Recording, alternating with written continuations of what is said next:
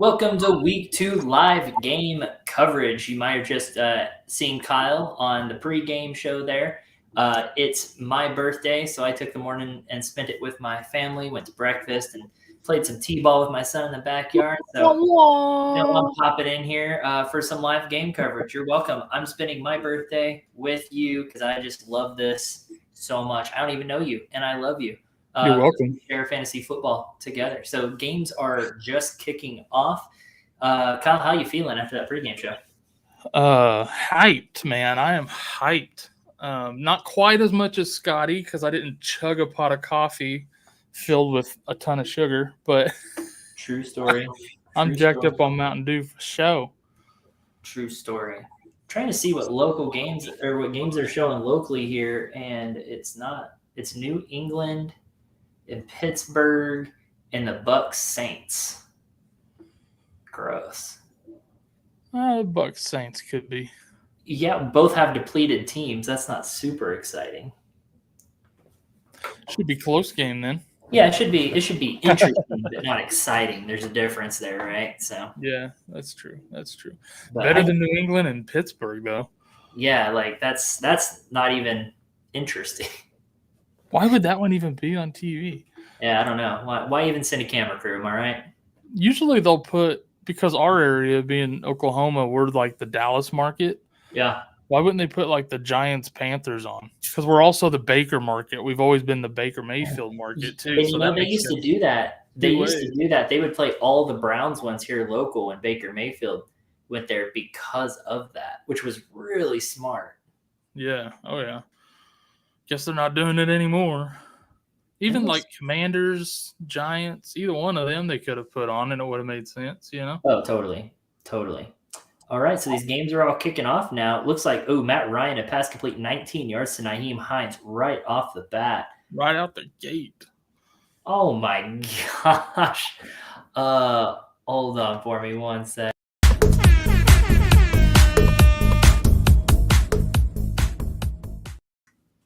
If you're crazy and started Devin Duvernay because you picked him up off waivers this week, he just returned a 103-yard kick for a touchdown to open up that game. Whew. So, wow. Great start there. That could be a long day for the Dolphins. Wow. Yeesh. No doubt. Michael Carter just got something I missed with that was 8-yard rush. Carter had a 3-yard rush before Hall's 8-yarder there. I saw where Amon-Ra St. Brown had a 3-yard catch. Saquon Barkley with a 2-yard rush, and Chase Claypool with a 4-yard catch as well. Wow. And then Jonathan Taylor with a 2-yard run. Mark Ingram starting out of the gate with an 8-yard rush. So I'm sure a lot of people are starting Mark Ingram today. I have a feeling. Yeah, he made me a little bit nervous today. You know, he's a little banged up. They talked about splitting him with Tony Jones. I would feel more comfortable starting a Taysom Hill than an Ingram today. Yeah, but same. He's still going to get some work, no doubt. No doubt. And he might fall in for a touchdown still too. So we'll see. We'll see. Yeah. I know Scotty was keeping score in the pregame show, so he can call me out if Ingram has a great day.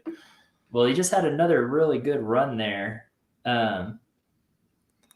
Let's see. Another pass complete to Nyheim Hines for 4 yards. So he's going to be heavily involved in that passing game, it looks like. Yeah, Ingram went for 8, and then he just went for 12. And he got and they were lucky to tackle him. They just grabbed his ankle on the way by, or he was probably gone. Like it was wide open. So, woof. They're having a hard time stopping that rush right now. So that'll be interesting. That's crazy. Matt Ryan to Ashton Doolin for 10 yards. 4-yard catch for Sterling Shepard. This Jamin Winston, his injury is just nuts. Yeah, dude. 4 fractures in your back. No pressure for that blindside tackle. Yeah, they said there's no risk of him injuring it further. So it's his injury. They just had a 7-yard pass to Tony Jones. So see, he is going to be involved as well. A 4-yard pass to Sterling Shepard. He's one of the only healthy wide receivers on that team right now. So not surprised that if he gets a lot of work today, for sure. Him and Barkley are probably going to eat all day long. Raheem Mostert with a 7-yard run. Graham Gano got a 36-yard field goal, putting the Giants up 3-0 over the Panthers. So, and they just tried another pass to Naheem Hines. He's heavily involved already in that. And then a 6-yard pass to Jalen Waddle. 13-yard pass to Michael Thomas. Kyle, you'll be happy to know that I went with Waddle over Michael Carter. I sided with you on that one. I'm still nervous about that split with Carter and Breece Hall. Yeah. It could go back and forth from week to week, until we get some clarity there. It could, and that makes me nervous.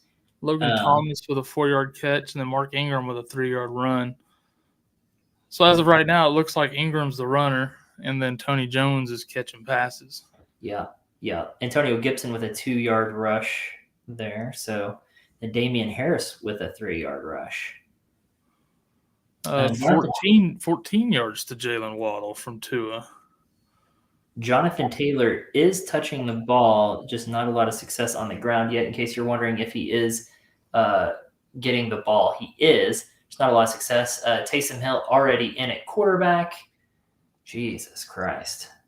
I wish I should have spent more fab on him. It's annoying that I didn't. Honestly, I'm annoyed with myself. So I just didn't go hard enough in the paint. It was week 1, so I didn't want to spend a lot of fab yet, and I should have. Taysom with a 13-yard run there. They lined him up at quarterback, faked a screen pass, ran right up the middle, and just dude's beast. Jacoby Myers with an 8-yard catch. Yeah, dude, I ended up with Taysom Hill in like half of my leagues. Yeah, I should have. I'm really annoyed with myself. But one of them, I didn't even win him on waivers. I actually traded for him last night. Yeah. Smart. Got him as kind of a throw-in on a deal. I know. It was so stupid. I was like, wait a second, what? So, Raheem Mostert gets a 3-yard rush, so kind of stepping and taking touches from Edmonds there early. Yeah, I wonder what's up with that. Don't know. I mean, Edmonds, he got the majority of the work last week. He wasn't super effective with it, though. Maybe they're just seeing what Mostert's got. Maybe. Another pass intended for Jalen Waddle, so he's been a little bit of a target hog so far, so don't hate that. Pass intercepted. So it looks like Matt Ryan got intercepted by Rashawn Jenkins. So now the Jaguars have the ball. Whew, bummer. Jameis Winston complete for 5 yards to Tony Jones. Before that, Ingram had a catch for no gain, but PPR point. I'm telling you, they are nothing really downfield yet. They've had one pass kind of downfield a little bit, but everything's just been dump offs and runs. So see Jacoby Myers with a 2-yard catch, Gesicki with a 12-yard catch. Didn't see much Gesicki last week at all. Jacoby Brissett with an 8-yard pass to Harrison Bryant, that helps nobody. And then Christian McCaffrey with a 5-yard rush. Now that people do want to see. And Jacoby Myers with a 16-yard reception. So getting Jacoby Myers involved early here. Yep. For those of you starting him in deeper leagues. We might actually have, I don't know if we're starting him today with all the injuries we're getting in our post-draft league. I mean, we lost Pittman and Kamara. Like, what a horrible. I think the launch league's the only one we have him in, and I started Gage over him, I believe. Oh, okay. We had a 7-yard pass to Harrison Bryant, and Will Lutz just made a 31-yard field goal, putting the Saints up over the Bucs 3-0. So, and Nelson Aguilar with a 16-yard catch, and James Robinson with a 3-yard rush. Yep. Starting off good there. Nick Chubb with a 1-yard run. Damian Harris with a 9-yard run. Get these fantasy relevant players going, man. Yeah, no joke. Mike Gesicki, that 12-yard catch, I think was still the same one. Just hung around there for a while. Travis Etienne runs for loss of a yard. Go sit down, son. Christian McCaffrey with a 3-yard rush. It looks like that's a defensive penalty to push them ahead Yeah. 15 more yards. So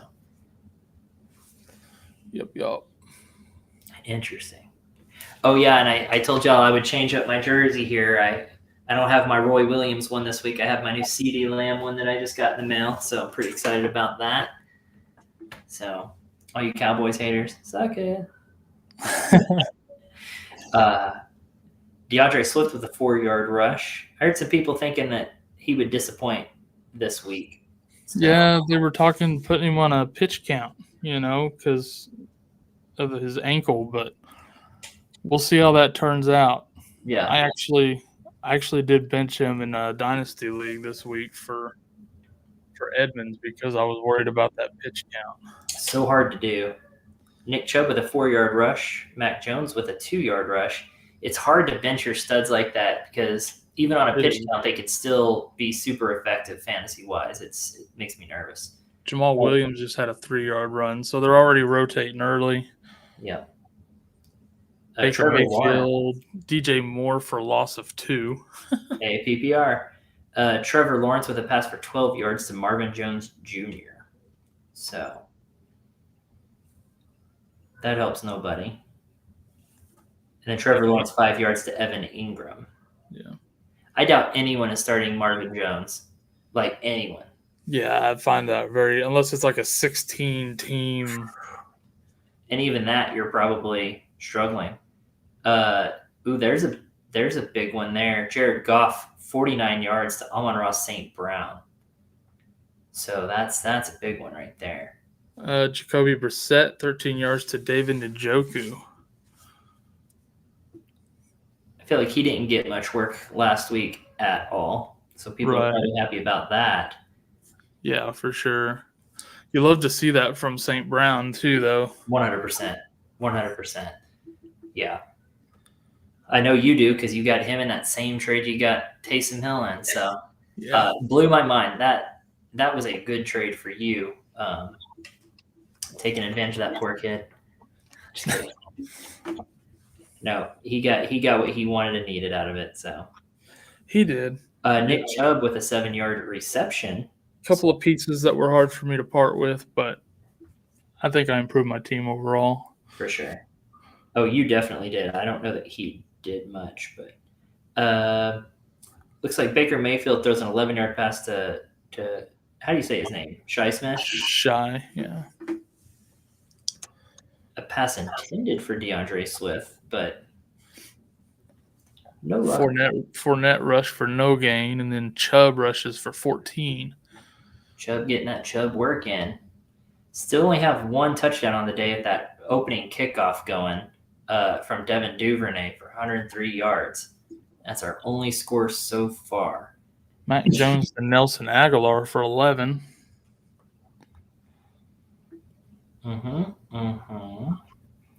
Did we say 2 yards to Evan Ingram right there? No, there was one a minute ago I said, but it was a different one. Yep. 3 yards from Nick Chubb, and looks like Tua throws an interception to Marcus Williams. So the Ravens get the ball back. I love to see that. I'm starting Marcus Williams in a IDP league today. Hey, there you go. Zay Jones with an 8-yard reception, and Amon-Ra St. Brown with a 6-yard reception. That takes them to 4th and 3, so they're going to have to kick a field goal. Robbie Anderson with a 4-yard catch. Nick Folk with a 28-yard field goal, put the Pats up over the Steelers 3-0. Kenyon Drake with a 3-yard run. Kadarius Toney with a 2-yard catch. Well, they're going to pull him now. Yeah, that'll be one of his only 2 plays of the day. They're like, oh, we got his catch. Pull him. Sit him on the sideline, people. He met his quota for the day. Rough. Austin Siebert, 35-yard field goal to put the Lions up over the Commanders 3-0. Is it Siebert or Seibert? I don't really know. I think it is Seibert, actually. I said Siebert, didn't I? Yeah, you should know better. I think it is Seibert. Nick Folk makes a 28-yard field goal, so he's already having a better week than he did last week when he got 1 point. Just throwing that out there. Not that I'm bitter or anything. I've always said Siebert, but I think you're right. I think it is Seibert. There's Lamar Jackson, 17 yards to Rashad Bateman. Rashad Bateman owners rejoice. Sterling Shepard, 3-yard catch. Fournette with a 1-yard rush. Njoku with a 4-yard catch. Yeah, Fournette not finding much space anywhere. Not a lot of running room. Did you get that Scotty Miller 23-yard catch earlier? No. Okay. Scotty Miller had a good catch. Marvin Jones gets an 8-yard catch, so that's his second catch that I can Russell Gage with a 3-yard catch. Yeah, they got him a little. They set him up on a little screen pass quickie there. So Saquon Barkley with a 4-yard catch. Then Nick Chubb with an 8-yard rush. Just doing Nick Chubb stuff. James Robinson, 4-yard. They are down. The Browns are down on the 4-yard line, knocking on the door. That'll be 2nd and 2 from the 4. Oh, here we go. Kenyon Drake with a 6-yard rush. Start the rotation. 13 yards to Mike Evans. That's his first catch of the day. Can't wait to get J.K. Dobbins back in there for the Ravens, man. Maybe slow some of this rotating down. Dude, I don't know that it actually will. I think it will. They won't be able to take him off the field as often as Kenyon Drake or Mike Davis. Dude, again, Fournette not finding any space. He got a 1-yard rush there, and that's just because he got tackled forward. It's rough. Zay Jones with a 10-yard catch. He's getting some work today. Mike Davis with a 3-yard rush. Chubb rushes for no gain. 3rd and 2 on the 4. Ouch. Oh.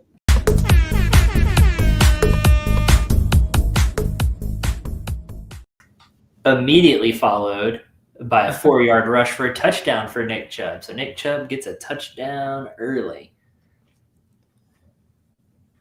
Good for him. Good for him.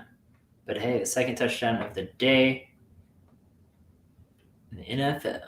There's an 8-yard pass to Russell Gage. I had a feeling Nick Chubb would have a nice day. Yeah. The Jets are a fantastic matchup for running backs. Yeah, I love that. James Robinson gets a 2-yard rush, so nothing to write home about, but hey, it's at least positive. Patrick Ricard for a 5-yard rush for the Ravens, so getting the fullback involved there too. It's too much. It's too much. Like, how can we just really screw over fantasy owners? Right. Alrighty. Then Tom Brady fumbles the snap, and New Orleans recovers. So they were driving down to score, and turnover. A rare mistake from the GOAT. Lamar Jackson, 9 yards to Rashad Bateman. Yeah, that's something right there. Daniel Jones, 9 yards to Richie Jones, and then 7 to Tanner Hudson. Nobody knows who's playing receiver for the Giants today. No one. But they'll all end up hurt. If you play wide receiver for the Giants, you will end up injured. Yeah, that's very likely. Mitch Trubisky with a 7-yard run.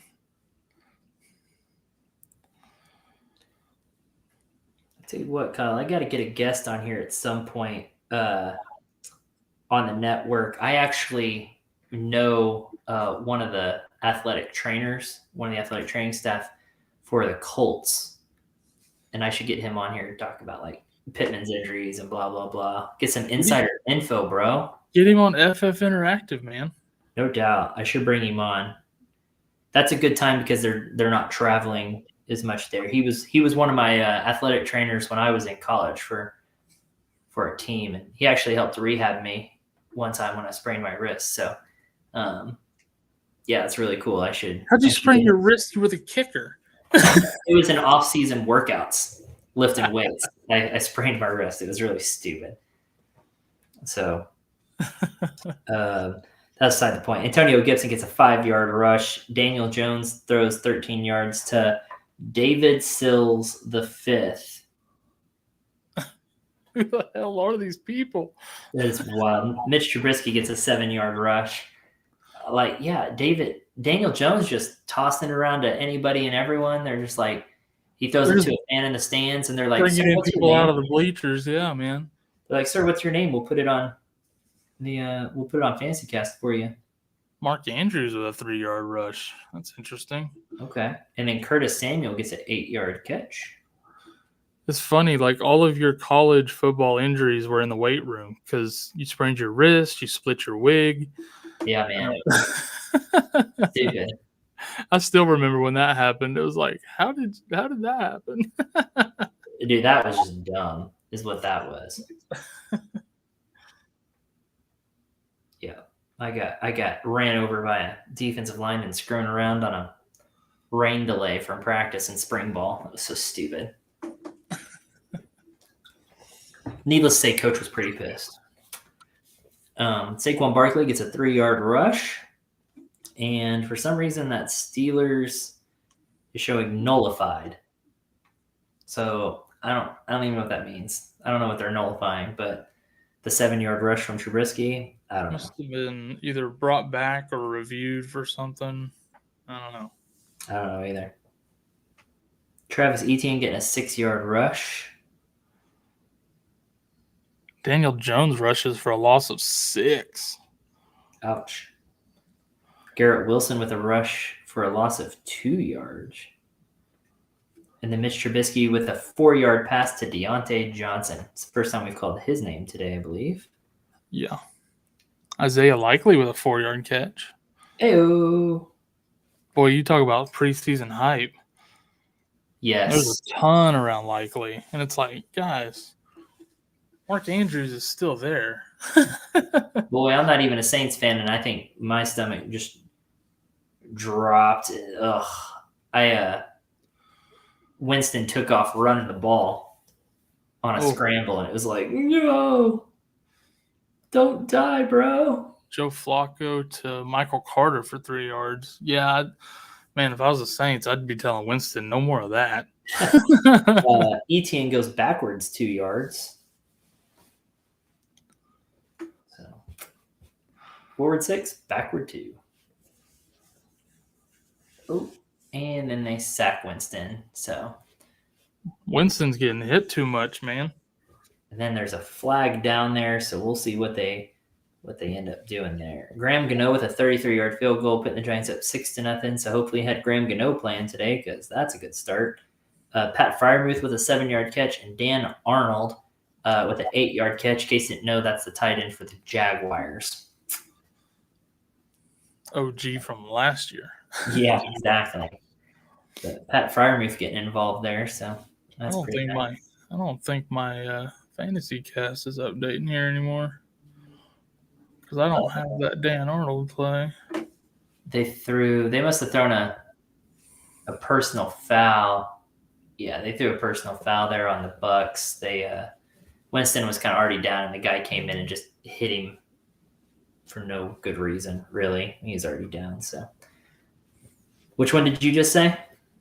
Oh, I didn't have the Dan Arnold play, so I had to refresh. And they wasn't updating. 16-yard catch to pass to Mark Andrews there, and then on top of that,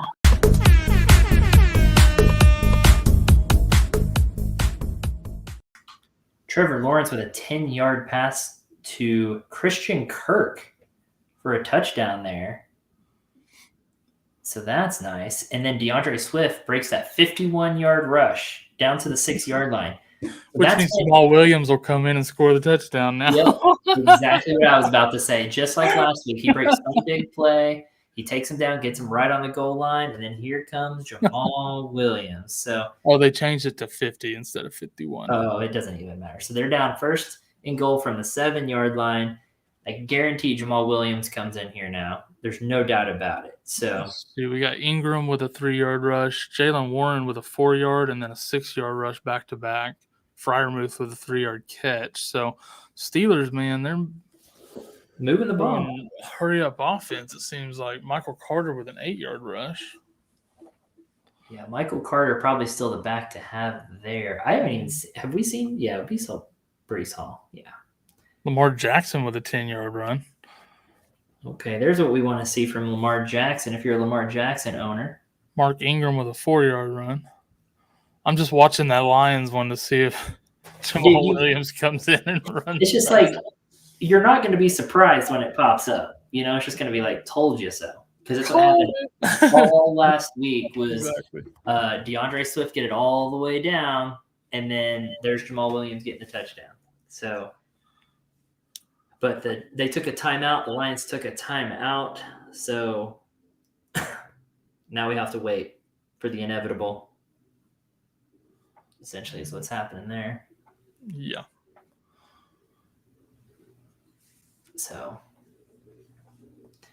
my phone is blowing up with stuff. A lot of teams getting into the red zone, so I'm getting a lot of alerts here. Taysom Hill rushes for -2 yards. They caught him in the backfield there. Kenyon Drake runs for a loss of 5. Melvin Ingram with a penalty. So they're 1st and goal on the 2. I tell you, man, Taysom Hill could be a cheat code. It's so dangerous. Especially now learning about Jameis Winston's injury. I mean, he is just a... So you won't know who either of these players play for, so I'll tell you it's for the Jets. Braden Mann complete for 17 yards to Jeff Smith. Just because why not? Middle fingers to your fantasy football teams. I mean, honestly, the Jets do that anyways, but that's even worse. Jamal Williams for no gain. Christian McCaffrey with an 8-yard rush. I know people were worried about his usage. It'll be there. It's coming. Week 1 is not the time to panic on people. I think it's silly when people panic on week 1 performances. I mean, you just can't do it. Oh, Jared Goff incomplete to Amon-Ra St. Brown. 4th and goal on the 3. Man, they really squandered that. They really did. I didn't even see what the 2 previous plays were. Jamal Williams for no gain on the second down. Second down play. I didn't see what the first down play was. No, they went from timeout to just kind of skip there. It got 4 yards, whatever it was, because they were on the 7. Yeah. Braden Mann passed for 7 yards to Breece Hall. So they've switched quarterbacks there for the Jets. Joe Flacco might have just gotten hurt. Interesting. Jonathan Taylor with a 2-yard rush. Oh, they just changed it to Joe Flacco, 7 yards to Breece Hall. Got it. So someone's just messing up. That was Joe Flacco. He must be healthy. Scratch that. But it was a 5-yard penalty, so it didn't count. The 7 yards. They should not do that. They should not put that crap on this. Stupid. Like, it's so dumb. But then Joe Flacco goes 13 yards to Elijah Moore. And Christian McCaffrey gets a 2-yard rush. Jonathan Taylor had a 2-yard run there, too. So Christian McCaffrey gets them a 1st down. 1st and 10 from their own 39. Cool. Still not a lot of scores. I feel like scoring took off a lot quicker week 1, but a lot of field goals. 3 touchdowns and I guess only 5 field goals. So, lame. Start scoring. I'm going to poke it with a stick and be like, do something.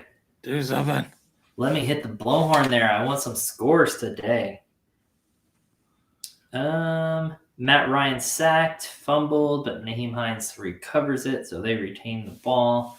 They lost some good yards on that. Looks like they lost about 7 yards.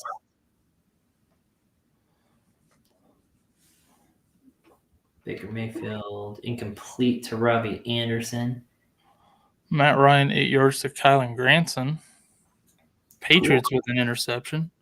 Leonard Fournette with a 6-yard rush, and they were just showing Tom Brady kind of messing with his hand like this, so he might have hurt his hand a little bit. So that'll be interesting to watch.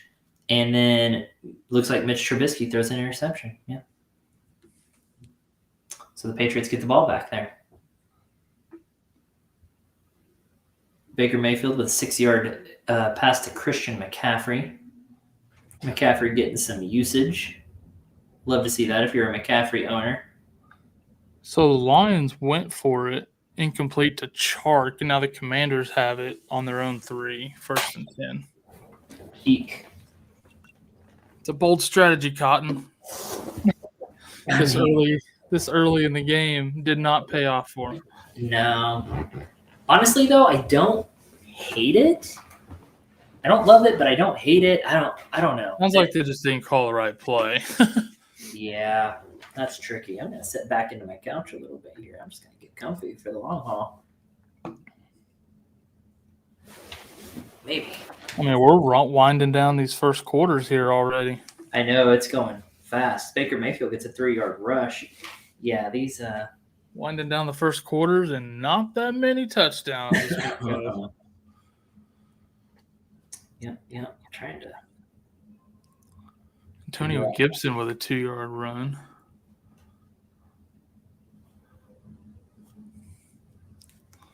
That's one right there.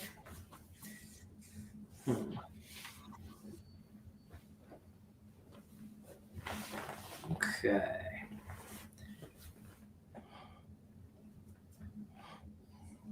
Looks like the Ravens have a play under review. At 3rd and goal, Breece Hall gets a 23-yard rush. That's big time for him. That's the kind of stuff fantasy owners drafted Breece Hall for. Yep. And now they're down at 1st and goal on Cleveland's 6-yard line. So that'll be interesting to see how that goes. I feel like Breece Hall's probably built more for goal line type work there. They'll probably throw it up to like Corey Davis or something silly. I mean, they have a few tight ends now, right? They have a couple tight ends that are worthwhile there for the Jets, but I feel like they're not using them at all. No, I think Conklin got a few catches last week, but nothing to write home about. Yep. Yeah, Breece Hall rushed for a loss of 1 yard, and then Mac Jones tried to throw to Ramondre Stevenson. That was incomplete. Well, I'm trying to figure out. Looks like Carson Wentz fumbled, recovered by the Lions sack. No, sorry. It wasn't a fumble. Sacked for a safety in the end zone. Got it. The Lions with the safety. Interesting. Good job, Commanders. Etienne with a rush for a loss of 1 yard. And then Garrett Wilson gets a 5-yard catch from Joe Flacco. That gets them 3rd and goal from the 2-yard line. And then a big pass here to Mike Evans. You have a 41-yard catch for Mike Evans here from Tom Brady. Beautiful pass and catch and run. It does say Wentz fumbled, so he must have just fumbled out of the end zone for the safety. Yeah.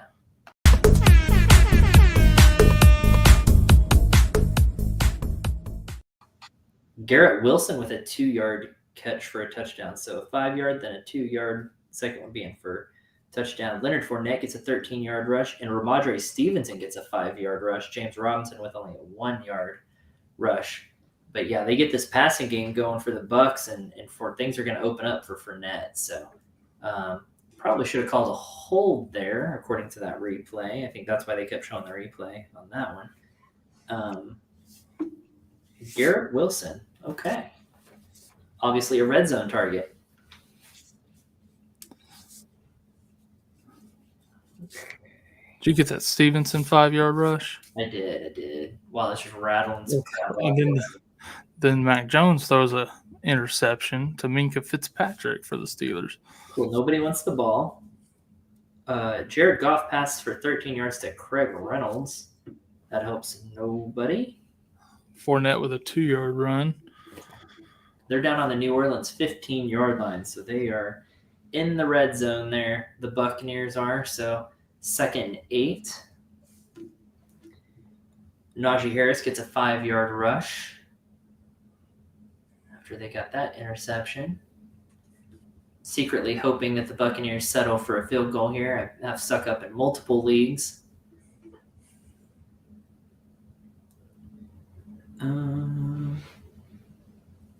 Man, fantasy football makes you so selfish. It really does. Because you know how many people are starting like Mike Williams or Mike Evans this week and are like, I wonder how many people pulled Tom Brady from their lineups. I would assume quite a few. Yeah, it's not a great matchup for him today. Plus, I mean, he's just missing weapons. Missing weapons, bad matchup, and historically he just doesn't play well against the Saints. Yep. It's just not a great combination for him. That Ravens-Dolphins game has been on pause for quite some time. Yeah, they're between quarters, and it says nullified. I don't know what's going on there. I don't know. Najee Harris ends up getting a 4-yard rush, and Jamal Williams gets a 5-yard rush. So, and Brady with a 7-yard pass to Fournette. Okay, so Lamar Jackson rushed for no gain, play review reversed. 3rd and goal from the Miami 1. Okay, so they were thinking he may have rushed for a touchdown. They reversed it. Got it. That's why he was stuck for so long. The review. So that's a 4th and 1 for the Buccaneers. And they go for it and actually end up coming up short there too. So looks like the Buccaneers turnover on downs to the Saints. Jared Goff throws a 13-yard pass to Amon-Ra St. Brown.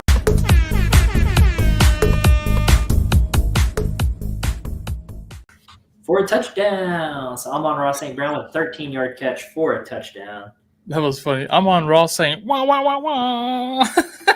Oh, that's not how I pushed it. I put Amon-Ra St. Brown for a 13-yard catch and then pushed the button. That's not how it came across? No, I heard Amon-Ra saying, bah, bah, bah, bah. I was like, that's funny. Weird. That timing is way off then. That's a few second timing off. That's not good. Amon-Ra St. Brown owners rejoice. I wish I'd have started him this week. Yeah. After that trade last night. I tell you what, he's a tricky one. Oh my gosh, Lamar Jackson lost of 5 yards and then a fumble. So the Dolphins actually end up getting the ball on a turnover. And Lamar Jackson owners are upset. And I can relate. That is not great. We expect better out of you, Lamar. Yeah, that's tough, man. That's a tough one to swallow there. Honestly, aside from a couple players, there hasn't been high production for people that need some high production. It's interesting. Baker 16 yards to Giovanni Ricci, whoever that is. Yeah, no one knows who Giovanni Ricci is, but Kareem Hunt with a 4-yard run. First time I've seen him pop up. There's a 19-yard pass to Robbie Anderson. That gets them down into the red zone. Kareem Hunt gets a 4-yard rush. Yeah, I just said that one. Oh, sorry. You were too excited about Robbie Anderson. I get it. What was Najee Harris with a 5-yard run. Well, I heard something about like first time we've seen that name pop up, and as I was saying that, I was like, oh, I bet he was saying that about Kareem Hunt, and by then it was too late. I had already spewed it out of my mouth. It's too late, Kyle. So Christian McCaffrey goes backward a yard. Boy, I would hope that the Panthers can beat the Giants, but I don't know. Giants won week 1, so they're froggy. Mark Ingram with a 1-yard run. Demetric Felton with a 3-yard catch for the Browns. Ew.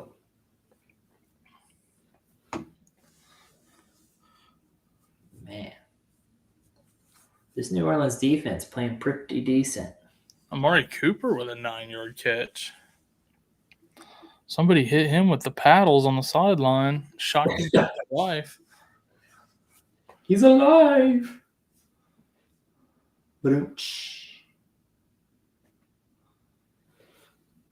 Yeah.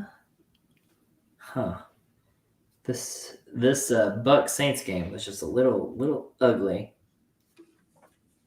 Baker Mayfield gets a 2-yard rush. And that's a 3-yard catch by Mark Ingram. It's just a lot of dump off passes going on there for New Orleans. It ain't pretty. It ain't.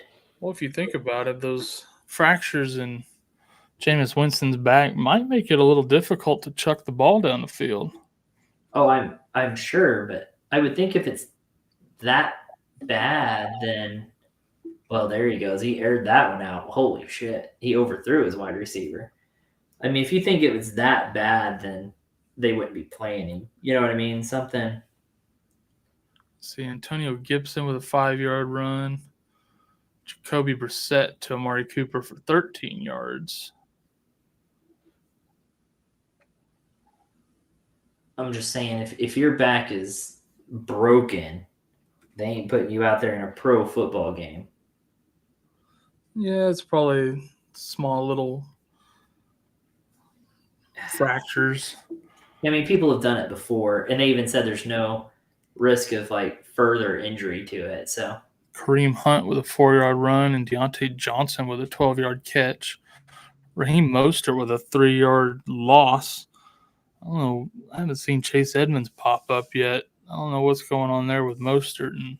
no, I know. And then Yeah, like you've seen injuries like that before pop up. Like, oh, he's got fractures in his back, but it's like on your vertebrae, it's like little fractures on the outsides where it's like not necessarily that big of a deal. probably doesn't feel great, but Yeah, it probably hurts, but it's not, like you said, it's not something that's going to get worse or yeah, paralyze him or something like that. Right. Eddie Pinheiro makes a 31-yard field goal, so that gives the Panthers 3 points. So that's now a 6-3 game. Just really exhilarating. Amari Cooper with a 20-yard catch. There we go. Really focusing on getting Amari Cooper the ball on this drive. Yeah, now they're at 1st and goal from the 8-yard line. So it'll be interesting to see what they do there. Marvin Jones Jr. getting involved today. He gets a 13-yard catch there. So Trevor Lawrence liking Marvin Jones today. So we will see. There's Kareem Hunt with a 2-yard rush. Let's see if they try to get him in the end zone again this week. They had that interesting play last week where they lined him up at fullback in front of Nick Chubb and then snuck him out to the flat for that catch. That was interesting. James Robinson gets a 2-yard rush. So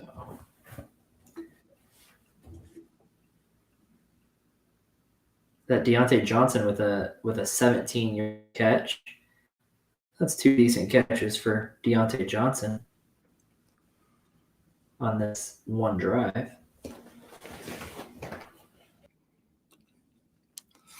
Christian Kirk with a 6-yard catch, and then Jalen Waddle with a 62-yard catch.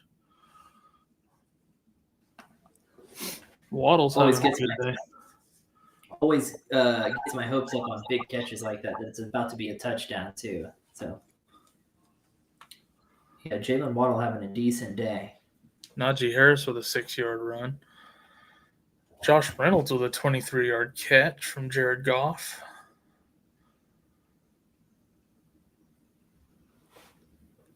Oh, they changed it from 62 to 59 yards to Waddle.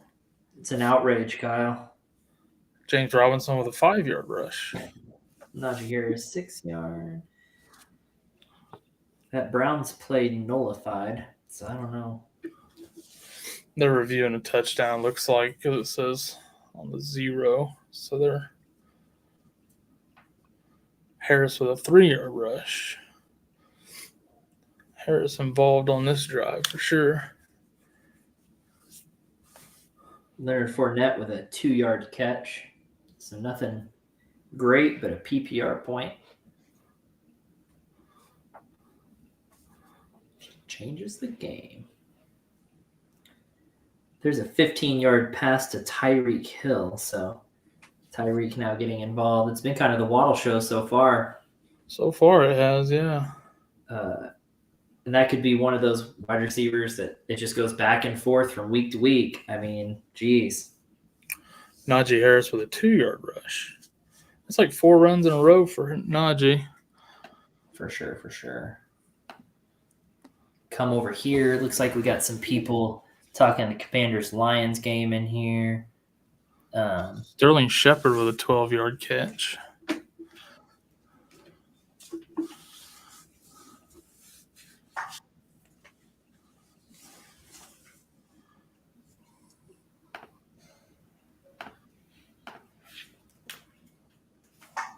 All right, let's see. The other combos going on in here. Nope.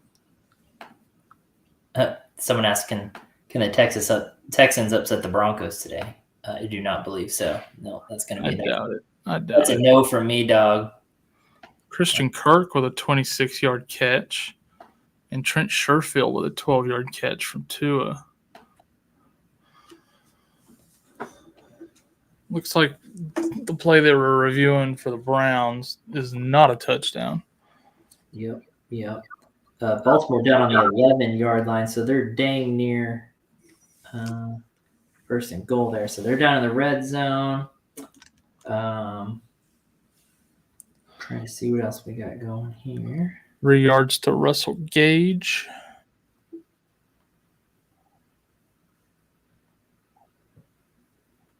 Yeah, that's a Dolphins 1st and 10 on the Baltimore 11. That Lions-Commanders game just ending the first quarter. Chase Claypool with an 11-yard catch. James Robinson with a 37-yard rush. So for a burger. Oh, sure enough. I missed that. Sorry.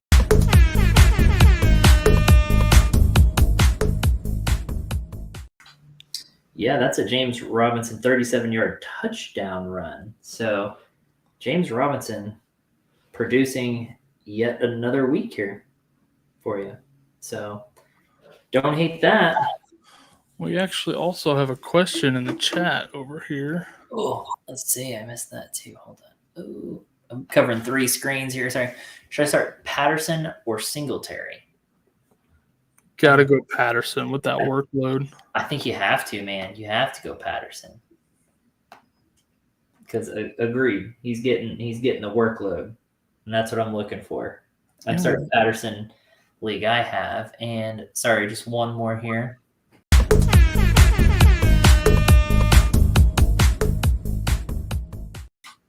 That's Amari Cooper with a 6-yard touchdown catch.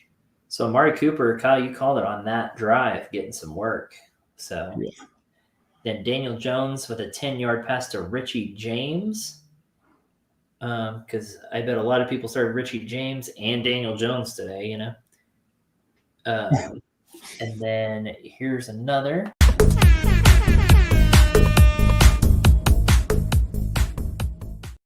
Speaking of 6-yard touchdown catches, there's one to Jalen Waddle. Waddle having a day. Waddle having a hell of a day. So glad I snuck him in. I actually, in a league, I had Michael Carter in there all week. And then today in the pregame show, I know you were ruled out 2-1, but I still sided with you because I agreed in a half PPR there to go with Waddle. He's got 16 points so far. Michael Carter with 1.4. So I feel like I made a good choice. Albert over here in the chat. What's up, dude? What's up? Good to see you. Missed you in the pregame show, bro. Yeah, no doubt. Also, DeAndre Swift with a 2-yard rush. Chris Boswell made a 36-yard field goal. So Steelers Patriots is now 3-3. And yeah, good times. Good times there. And good times were had by all. Yeah, what's up, Albert? How's it going, man? And also, thanks, BC, for that sports guy. Thanks for the question. Yeah, that Waddle touchdown. He's having a good day. I like that. Let me see. Let's see. The extra points, field goals, and punts at the moment here. Yeah, got a little bit of a lull. Looking at some Jalen Waddle, he right now is 4 for 5 for 85 yards and a touchdown. So that's pretty decent. That's a decent game, much less a half. Yeah, for real. They just started the second quarter not too long ago. I mean, there's still 11 minutes left in the first half there. So Jalen Waddle having himself a day.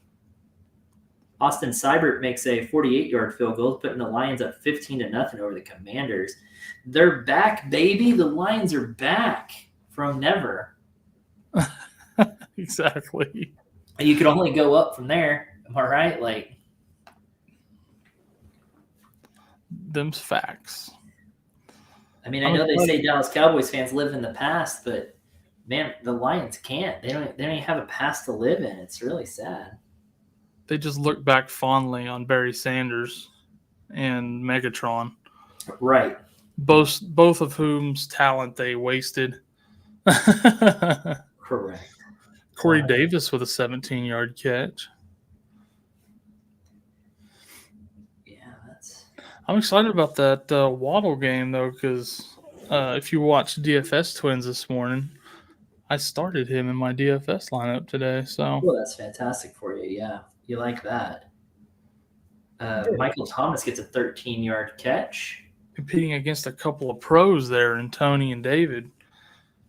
Nice. Brees Hall with a 6-yard rush. Yeah, was Waddle a pretty good buy in DFS this week, or good value? Yeah, he's pretty decent value, especially compared to like Tyreek Hill in the same game. Tyreek Hill is still riding those highs from previous team. I'm just saying.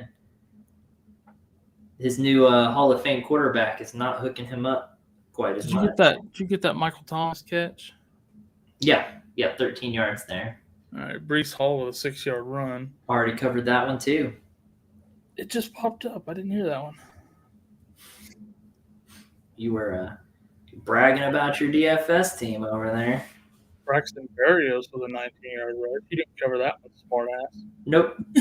David Harris with a 4-yard run. There you go. Now you're catching on. Now you know what you're doing. Ooh, Mo Alley Cox. Did we even call his name last week? Maybe once. 9-yard catch by Mo Alley Cox. He exists. He is on the team. And Tony Jones. One time. Maybe one time. Tony Jones Jr. gets a 6-yard rush there for the Saints. And then that will be followed up by a flag. Okay, never mind. Baker Mayfield throws a 6-yard pass to Christian McCaffrey. So McCaffrey getting in a few catches today.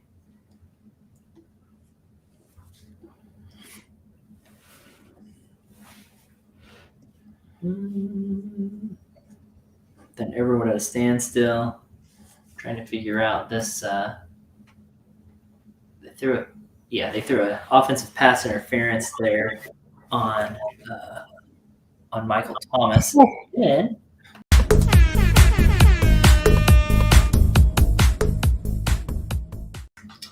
wow, Rashad Bateman gets a 75-yard catch for a touchdown.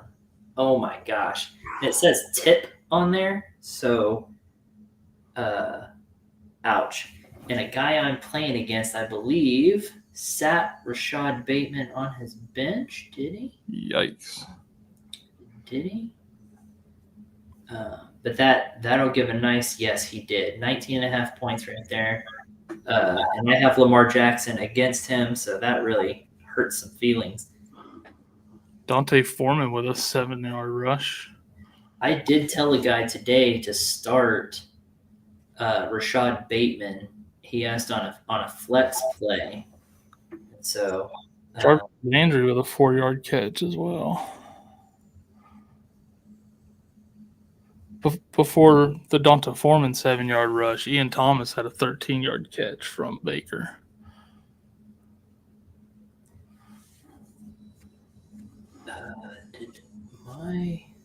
This guy asked start Burks, Bateman, Hall, or Jeff Wilson in flex, and I told him start Bateman. So We'll just hope that he listened, huh?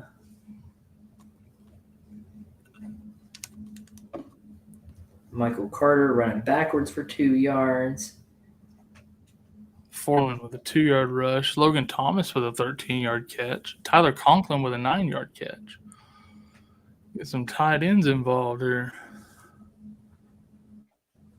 Jacoby Myers with a 24-yard catch. Foreman with a 2-yard rush. Guess they're giving McCaffrey a breather.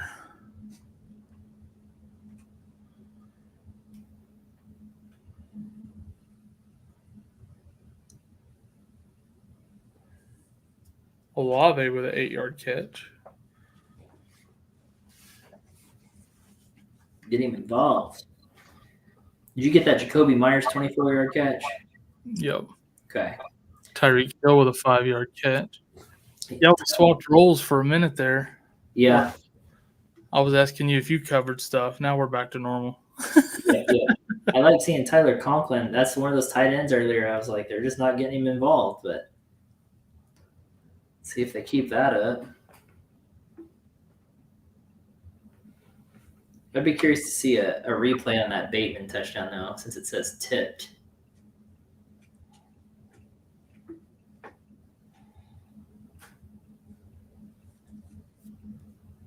I feel bad. Joe Flacco sack fumbled recovered by the Browns. Man.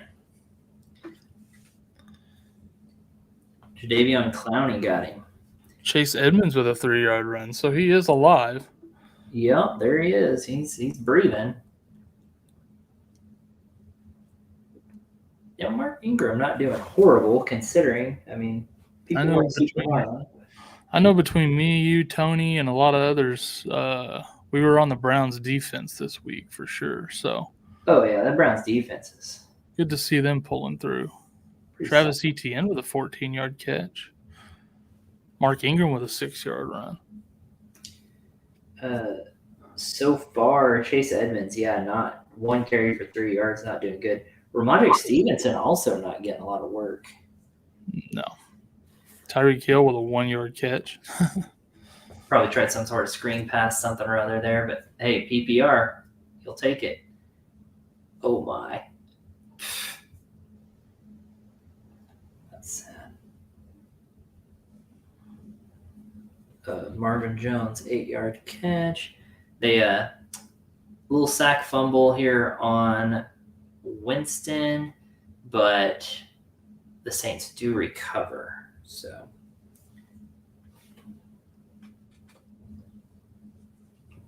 Marvin Jones with an 8-yard catch. I hate when things all kind of come to a standstill on Fantasy Cast. It makes me wonder if it's frozen. Like, are we missing plays, or is everything just at a standstill right now? It makes me worry.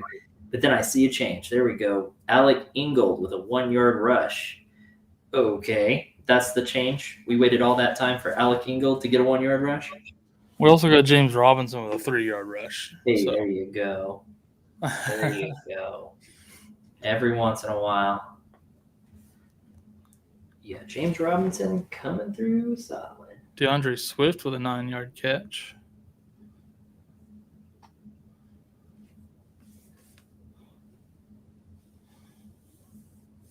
Tua incomplete to Chase Edmonds. He tried.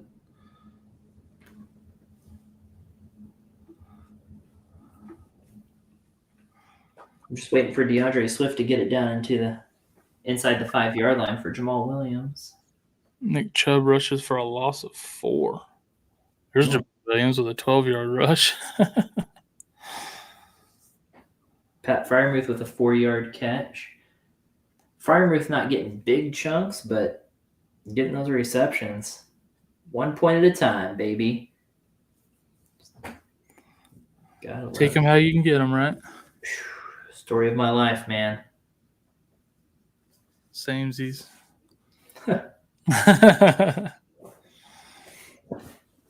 Let's see.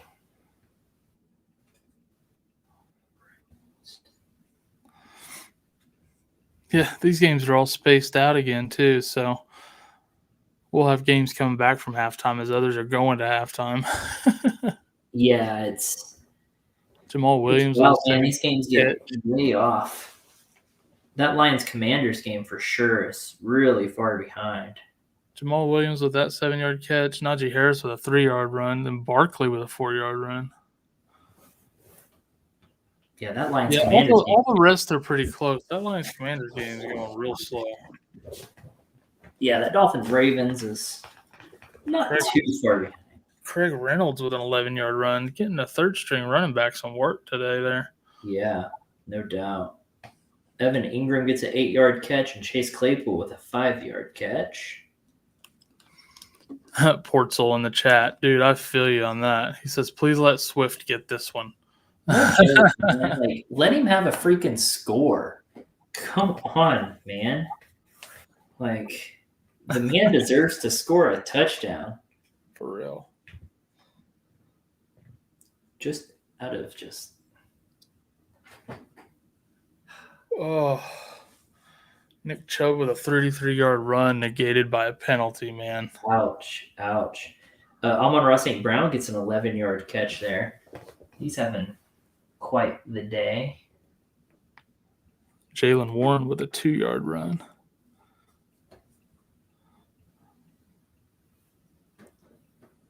I'm looking up Amon-Ra St. Brown. Let's just see what he's got going so far. 4 receptions on 5 targets for 71 yards and a touchdown.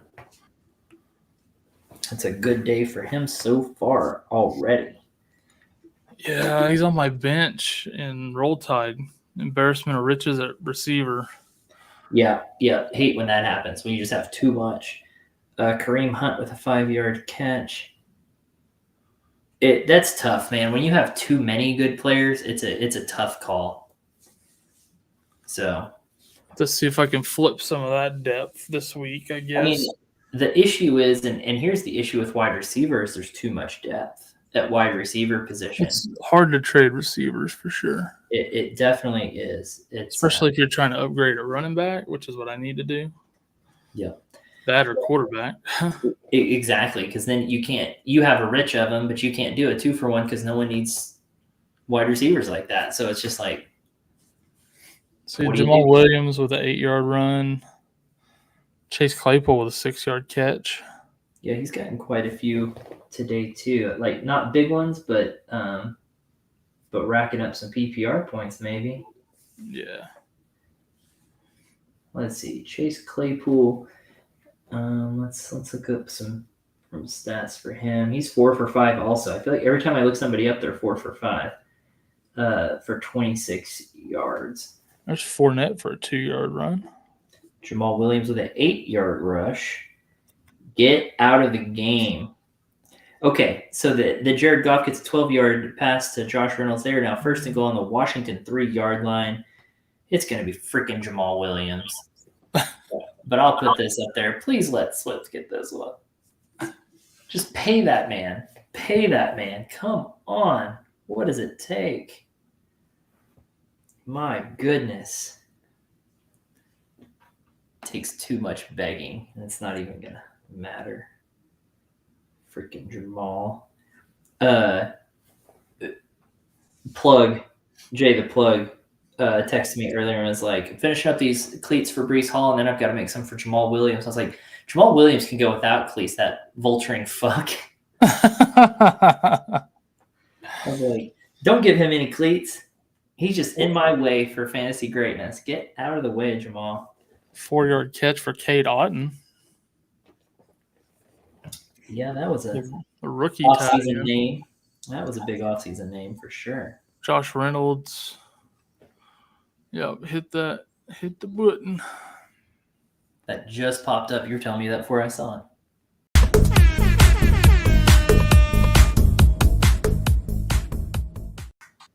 Jared Goff, 3 yards to Josh Reynolds for the touchdown. So Josh Reynolds involved today in the passing game. Lame.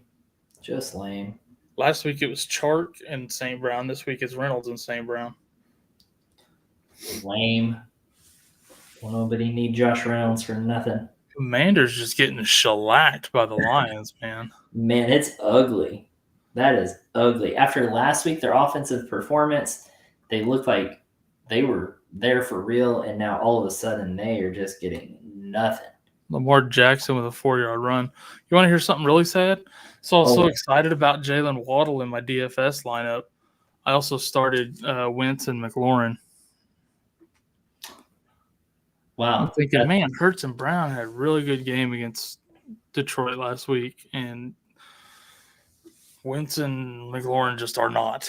They are not, dude. They are having a horrible day. Lamar Jackson with a 7-yard pass to Rashad Bateman, and Trevor Lawrence with an 8-yard pass to Travis Etienne. So, yeah, it's sad. Like, even in Roll Tide, I put in Wentz instead of Trey Lance today because I thought the matchup was so good. Yeah. But that's what you get for trying to trust Carson Wentz. I'll give it this. I feel like the Jags with their Etienne, James Robinson, I feel like they're rotating them and using them pretty well. It feels like they're going to use those two and make them both pretty efficient. So that's interesting. Just a feeling so far.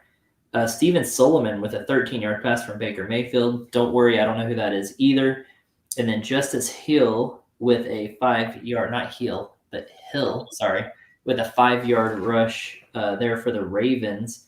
So yet another running back thrown in the mix there. So a bunch of no names today, man. Like, I mean, yeah, Justice Hill. I mean, of course we know who Justice Hill. I mean, some people do, but it's a bunch of randomness though. But like, who cares? Yeah. There's McCaffrey with a 6-yard run.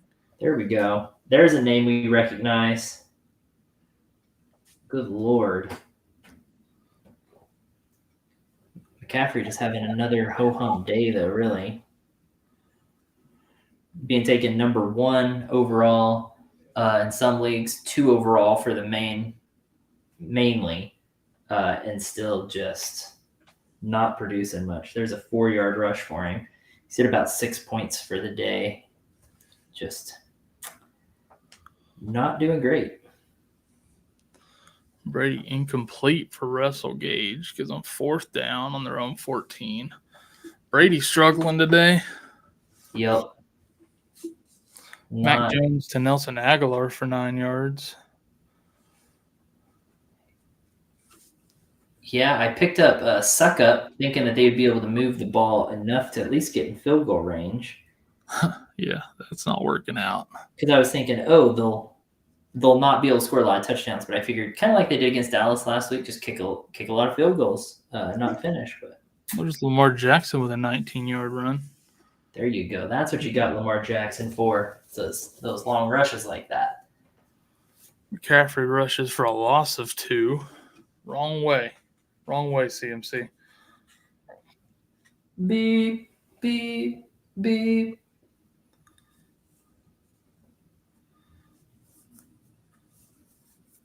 Okay, lol. I see you, lol. Ooh, are they going to nullify that? What is going on? Oh, that must have been that 19-yard rush by Lamar Jackson. Yet another, looks like, touchdown being called back on him because he had that earlier. They had that. Being reviewed anyways. Yeah, so this will be his second rushing touchdown being reviewed. So we got Robbie Anderson with a 9-yard catch, Jarvis Landry with a 3-yard catch, and then Curtis Samuel with a 4-yard catch. Samuel not quite as involved today as he was last week, mostly because Carson Wentz can't move the ball. Yeah, they probably your top pickup of the week in waivers, and everyone's starting him in the lineup because they're excited about it, and then just having a rough day so far. Michael Carter with a 4-yard run. Jameis Winston, 2 yards to Jawan Johnson. So far, Curtis Samuel, 2 receptions on 2 targets for 12 yards. Ouch. Elijah Moore with an 18-yard catch. Yes, sir. Not a lot of Taysom Hill today either, which surprises me. No, not as much as you'd think. With not as much as Jameis Winston ailing, I expected to see a lot more of Taysom Hill today. Kamara being out. I mean, it's just there's a lot of stuff going on there that you would think. Jahan Dotson with a 9-yard catch.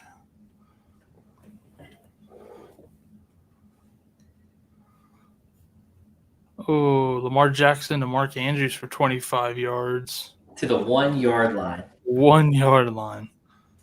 Ouch. That is rough. So which running back? Let's spin the wheel.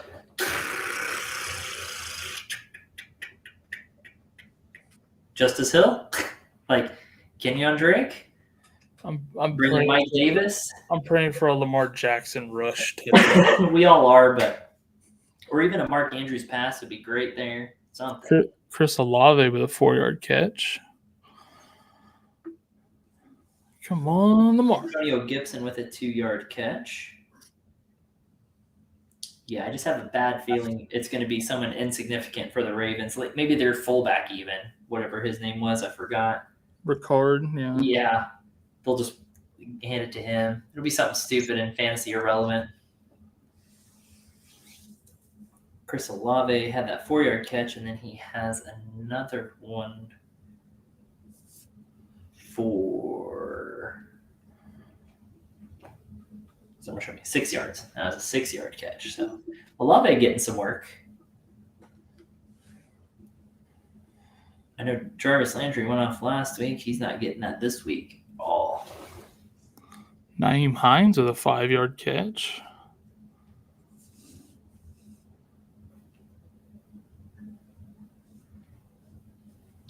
Jarvis Landry, not.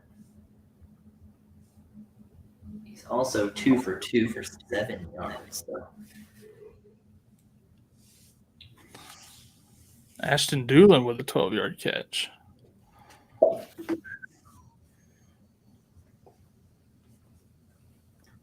Who cares?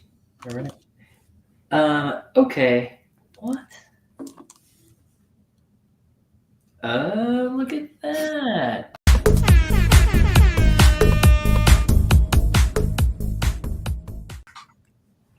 Hey, Mark Andrews got that 1-yard catch from Lamar Jackson for a touchdown. Lamar felt bad he didn't get there on the previous play. Right? Good. Yeah, that's. Well, my phone's going crazy from Sleeper and ESPN right now. I get it. I turned off most of those notifications, man. I'm gonna have to. I didn't realize. Well, ESPN started these red zone texts now all of a sudden. So now if your player even gets in the red zone, it's like players in the red zone. It's like chill, bro, chill. I just want to know if they scored. But apparently, I have Mark Andrews in more leagues than I thought. So that's good. Not going to complain about that. Let's see.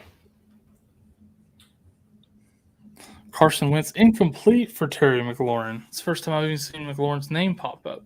Yeah, I haven't seen Terry McLaurin's name all day until now. So not great. Which kind of reflects that whole thing. You know who's having probably the most disappointing day has to be Jonathan Taylor. 5 carries for 4 yards, and that's it. Yeah. Jonathan Taylor is really letting people down. We are really struggling in our Las Vegas conference, Kyle. We were projected to win by at least 10 against media. Now we're projected to lose by 10 because Jonathan Taylor has 0.4 points. Chase Edmonds has 0.3 points. DJ Moore has 0.8 points. Like it's not going good, bro. Yeah, all of my leagues are struggling right now, man. It's an ugly day. It is not. None of my guys are doing good. So we have Jonathan Taylor in far too many leagues for him to be having a bad week. But it's kind of ugly all the way around. I mean, you got even Saquon Barkley, 2.8 points. Like, whoa. Jacoby Myers with a 7-yard catch. Yeah, so I have Fantasy Cast pulled up, and I pulled it up on my work league. So I have that one over here that I can see. And between both of our teams, he has Amon-Ra St. Brown's the only one doing anything. I have Lamar Jackson. He's doing all right. And then he has the Browns D, which is actually behind Lamar Jackson and St. Brown, the highest scorer out of everybody. He's got McCaffrey and Curtis Samuel also going. I got Chubb, DJ Moore, and Saquon Barkley, and the Browns D is outscoring all of them. We have Amon-Ra St. Brown got a 4-yard catch. Raheem Mostert with an 11-yard catch. Jacoby Myers with a 7-yard catch. Nelson Aguilar with a 44-yard catch from Mac Jones.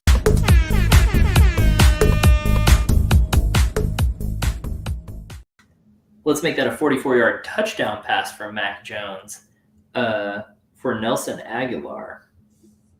For all of you who started Nelson Aguilar or Mac Jones today. Rough.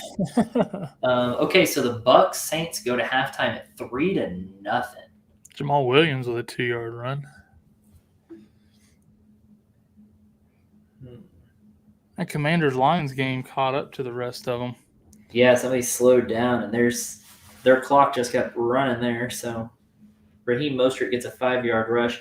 I don't know what Chase Edmonds did this week, but he pissed somebody off. Slept with the coach's daughter or something. But this is good news for him in the long run, though. The more Raheem Mostert gets used, the more likely he gets hurt. And so we'll just get him out of the way week 2 here. It's a fair point. Eddie Pinheiro makes a 32-yard field goal, so now the Giants-Panthers are at 6-6. Chase Edmonds pulling a Cam Akers today, just disappearing for unexpected reasons. Man, yeah, it's an interesting day. And I'll own that because I was calling for Edmonds in a couple of situations in the pregame too. Yeah, now that I didn't agree with you, and I didn't do that. So I started Zeke over Edmonds. So I split it. It looks so far like I made the right decision. Yeah. On both of those. But you never know. I didn't guess from him to all of a sudden go to nothing, you know? Yeah. Now, it's weird. I'm reading up here. I'm looking for any injury updates, and I see this Laviska Shenault inactive for Carolina. It just blows my mind. He went from this big deal last year to just nothing. Just totally insignificant. Yeah, it's a little strange. J.D. McKissick gets a 4-yard catch from Carson Wentz. That is a name we haven't been calling either. Jalen Waddle with a 4-yard catch. He's just racking up. You know, I said it, though. Jalen Waddle is a target hog. Tua loves throwing to Waddle. So knew he was still going to be big in this offense, and so far proving true. Just a target hog. But, again, Gesicki, nowhere to be found because no one cares about Gesicki. Yeah, he had 1 catch earlier. Again, overrated. J.D. McKissick gets a 4-yard rush. Albert wants to know thoughts on Bateman the rest of the season. I mean, he's a number 1 wide receiver. Yeah, but on that team, but wide receiver 2 for your squad the rest of the year. Oh, did I? I don't think he'll ever. He won't finish top 10 or 12 probably, but I like him as a wide receiver too, just fine. Yeah. 9-yard catch for Richie James. Sterling Shepard not doing much so far, huh? No, he had a catch earlier. I think just 1 though, maybe 2.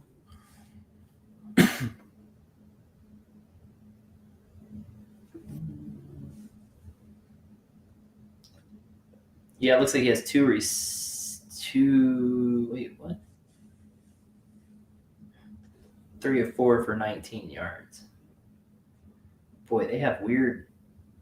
I don't get how they're listing these stats. That's really strange.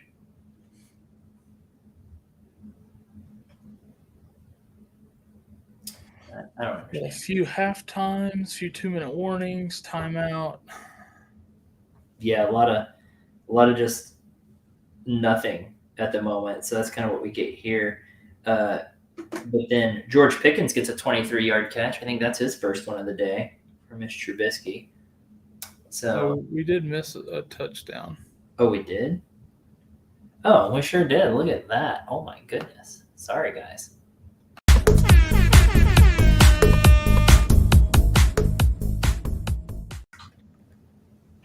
Breece Hall with a 10-yard touchdown. That's a big one. Yeah, the reception. I don't know how Didn't see that pop up at all.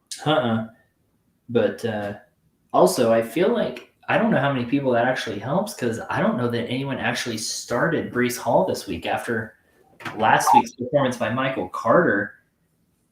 I'm not sure that he was a popular start. Yeah, I wouldn't assume so. So that's probably going to disappoint some people, or give them false hope for next week because then they'll start him next week and get nothing out of him again. Oh my goodness. Hard to say. I don't know. I'm hanging on to him in our 8-man league just out of just pure hope. Albert said he had to start Brees in one of his leagues. I tell you what, I didn't see the Colts getting beat 17-0 by the Jags. That is. I didn't see that Lions Commander score coming either. Yeah, that's rough. Awesome, man. I'm glad we could be here for you and help you do this. I also don't have Red Zone, which is odd. I just don't pay for TV like that, so I can't watch Red Zone. And this is a good way for people to listen while on the go. You know, when you're out and about with your family and stuff. Hopefully, you can turn this on if you're out mowing your lawn or something. You can just put a headphone in and listen to us, and it's all fantasy relevant stuff, not just football relevant. So, yeah, running back by committee on the worst team, no doubt. Yeah, that's exactly right. That's Wentz incomplete for Terry McLaurin again. That's awesome. That's lovely. He'll catch a pass eventually, I'm sure. It's funny because he makes a good point. Like, oh, I didn't even pick my eliminator. Thank you. Johnny, you may have just saved me. But seriously, like running back by committee on the Jets is horrible. Yeah. Like, because you don't get that many scoring opportunities probably, and then you're going to have to split those scoring opportunities. Just ouch. Dude, Albert has a good question there. Amon-Ra or Gabe Davis the rest of the season? That's tough. I think I'm taking Amon-Ra. I'm going to take Amon-Ra too, just based on sheer volume. Mm-hmm. Gabe Davis will have more splash plays, I think, but Amon-Ra with that volume. Yep, that's what I'm thinking. That's Mr. Reliable. Yep. Okay, so lots of halftimes here. We got Commanders. Lions are at fourth down on their own 34 or 46 seconds. So after a 13-yard catch by McKissick. Yeah, so I feel like these games were all really close last week. They were way down. Like there were some still in the first half, finishing up second quarter, while the others were coming back from halftime. They were really off last week, and this week not so much. I've got to make my eliminator challenge pick here. Are you still in it? Because I got eliminated last week. Do what, huh? Are you still in it? Because I got eliminated last week. Yeah, I'm still in it. I picked the Ravens over the Dolphins. So this week, let's see. Rams over Falcons. Do I want to use my Rams that early? Broncos over Texans. I don't know. I picked Broncos over Seahawks last week and got eliminated. Yeah. There were 6 eliminations of our group last week on the first week. I'm not hating the Bills over the Titans, and I'm not hating the Bengals over the Cowboys. Being a Cowboys fan, that really hurts, but it's a good chance to pick the Bengals. True. Probably one of the safest Bengals games to pick. Yes, exactly. I feel like the Rams over the Falcons is probably a pretty good, easy one, but again, that uses the Rams early on, right? So I don't know that I really want to do that. That's a tough call, honestly. I think I might use the Bengals there over the Cowboys, which breaks my heart, but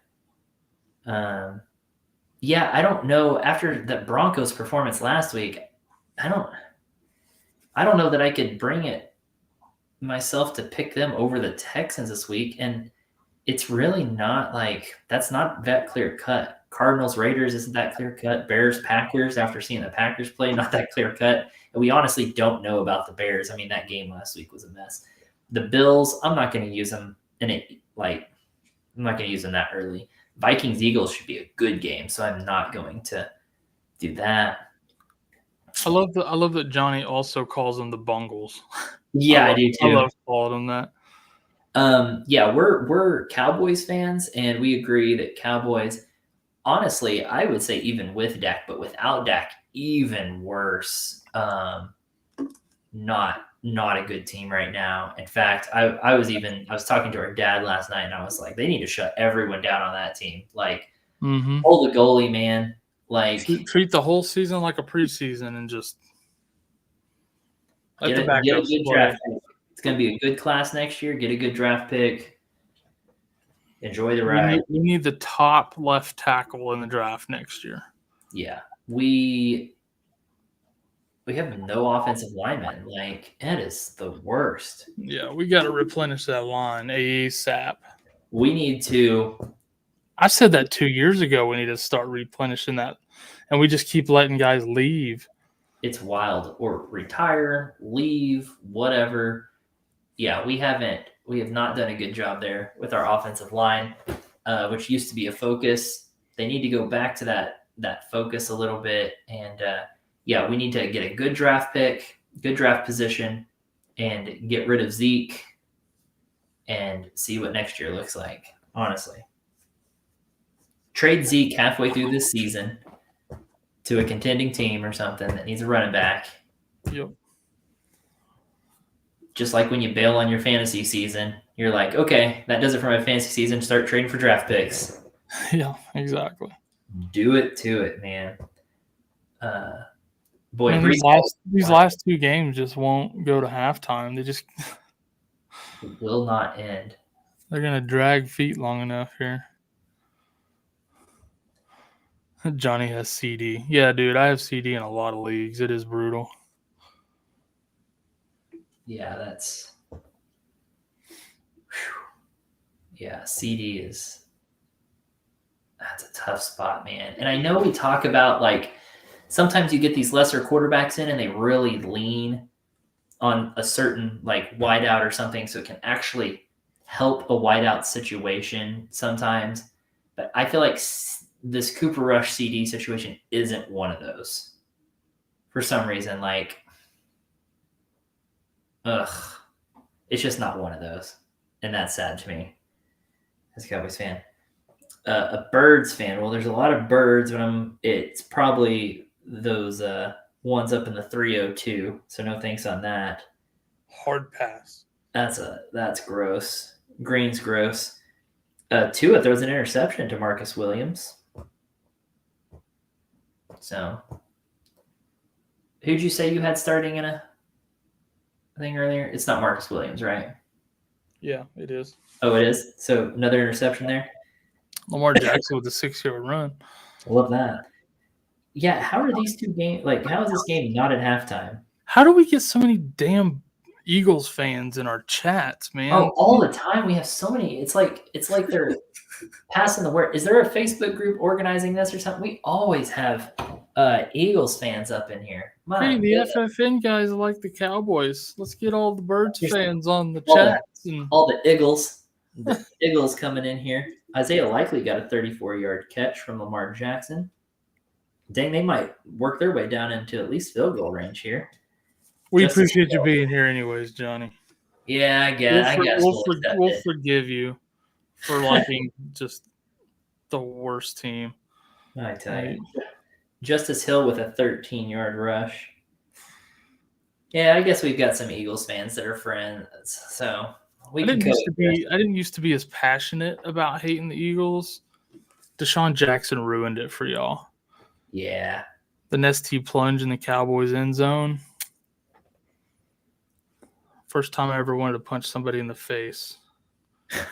So bad to this day, still want to punch him in the face. Like, not even close. I didn't realize Giovanni Bernard was still on a roster. See, now Bucks Saints is kicking off again because these other two games just would not freaking end. Oh, no joke. Giovanni Bernard is still playing for the Bucks? Yeah. I didn't realize that. That is weird. Analyst you are.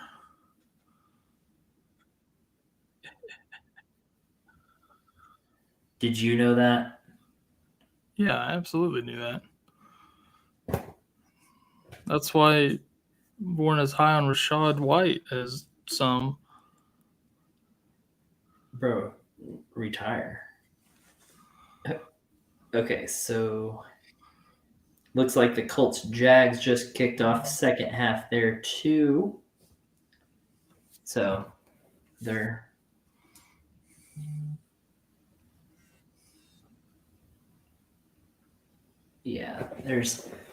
we got our scout team messaging in there talking about how all their teams are just not doing well. I saw that start pop. I was like, all right. I checked the first one, and then I'm like, okay, now it's just going to go crazy.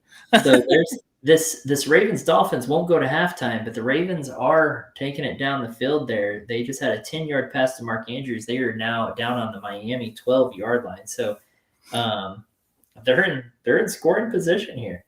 Fournette had a 3-yard run, and then Mike Evans had a 7-yard catch in that game out of halftime. James Robinson starting out the Jags there with a loss of 1 yard on his rush. So, yeah, we've got some second half games here, and then that Ravens-Dolphins just took a timeout. Looks like 42 seconds left. First and 10 from Miami, 12. So they're dang sure trying. As soon as I see if the Ravens score here going in the half or not, I'm going to take 5. Okay. Vols says, I'm done. I have Najee, Saquon. I benched Bateman for Zeke because I had hope, and now he is going crazy. Yeah. Sometimes you just have weeks like that. I tell you, man, this week I feel like is doing that to a lot of people. This week is nuts. Russell Gage with a 4-yard catch. Zay Jones with a 5-yard catch. Huge underperformers, man. Huge underperformers. I think Saquon and Jonathan Taylor are two of the most disappointing performances right now. Yes. I mean, McCaffrey's not doing anything wonderful, but at least he's got a point. I mean, Evan Ingram with an 11-yard catch. Baltimore did take a timeout, so we're just waiting at 37 seconds left. That game will never go to halftime. Ever. These other games will end, and they'll still have like 10 seconds left in the first half. Right. It's the longest end of the half ever. But I appreciate it. I have some fantasy players going on in there, so.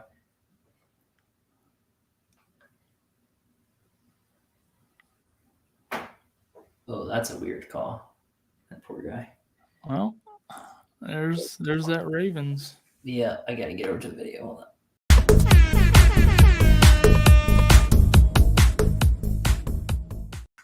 Not who you were hoping to get the touchdown with Demarcus Robinson, but Lamar Jackson throws Demarcus Robinson a 12-yard touchdown pass. So, hey, Lamar Jackson gets more points there. So, got to love that.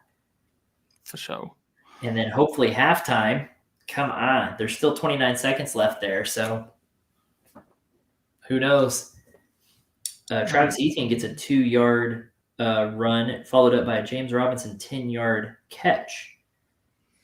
All right, I'm going to take 5, grab a quick bite to eat real quick. Yeah, good call. I'll be back shortly. Yep, sounds like a plan to me. So Lamar Jackson getting another touchdown there before halftime. He's got 3 touchdowns. He's 11 for 13 for 210 yards, 3 touchdowns, and 6 carries for 39 yards. Last week, I mean, he's already outscored his points from last week. Last week finished with about 26. He's already up to 30 this week. So having a pretty decent week. Mark Andrews also doing better. Yeah, you're facing Vals. You are so done. Dude, you are just woof. Man, you're having a rough week. Thoughts on Taysom Hill future? You know, that's thought it was going to be good, but seeing this game where there's no Kamara, you have Winston hurt, and they're just not using him as much as they did last week. It really doesn't make sense. So now I just don't know. But he's kind of a Swiss Army knife type thing going on there. I like him, but I don't know. Now I don't know. I'm confused by the coach's usage. So, dude, yeah, Eagles fans are everywhere, kind of like Cowboys fans. They're just kind of everywhere. It's really weird. So they really are everywhere. Let me catch you up on some action over here. James Robinson gets a catch for 4 yards after a rush that I missed the yardage on, so I apologize for that. Just sitting here chatting it up. And then let me see if there's anything else. A bunch of incomplete passes and end of quarters. Good. Let's see. Depends on how today goes. Wondering who would be the flex and PPR between Sutton and Bateman. With big bonus for long TDs, I've been sitting Bateman, but now wondering about it. Eek. That's tough. That's actually really tough because I like Sutton more. I think Sutton's going to be more consistent. But I think you can play matchups for sure, but I think Sutton's more consistent, which is how I play. I like consistent players. So Leonard Fournette gets a 2-yard rush. Nick Chubb gets a 5-yard rush. Not a lot of other action going on. A lot of incomplete passes. So rusty after halftime, I guess, for a lot of these guys. I like consistent players, so I'm probably more of a Sutton fan over Bateman. But then you get a Bateman with a 75-yard reception like today. It's like Robbie Anderson, right? Robbie Anderson had that 75-yard catch last week, but are you really putting him in your starting lineup? Nah. Nick Chubb gets a 4-yard catch. And yes, I understand, like, Bateman and Robbie Anderson are not the same, but I don't know, man. I don't know that I trust those types of players. And Bateman's the number 2 receiving option in that offense on a run-first offense. So that's even worse. So Bateman's good, but I think I like Sutton more. Let's see. Kirk or Lance, why would you do that? To me, that is. Let me look at some things. And while I do that, Jacoby Brissett gets a 2-yard rush. And Damian Harris gets a 5-yard rush. Still kind of slow on action here. We got 2 games at halftime. Okay. Lance is playing Seattle and Cousins is playing Philly. Fuck. Again, I know going for safe, Richie, that's a tricky one. I think it depends on that's one that depends on your matchup. Like Trey Lance, we don't really know because last week was a waste. Last week was a complete waste. Kendrick Bourne gets a 10-yard catch from Mac Jones, FYI. Amari Cooper with a 38-yard catch from Jacoby Brissett. So Amari Cooper getting better work this week, that's for sure. Last week for Lance was a total waste with that weather and stuff. We didn't get to see what he could actually do. So this is almost like week 1 for him all over again, where everyone else has already had a week. I don't know. I feel like it depends on your matchup. If it's a tight matchup and you can't afford to give up points, then you got to go Kirk Cousins.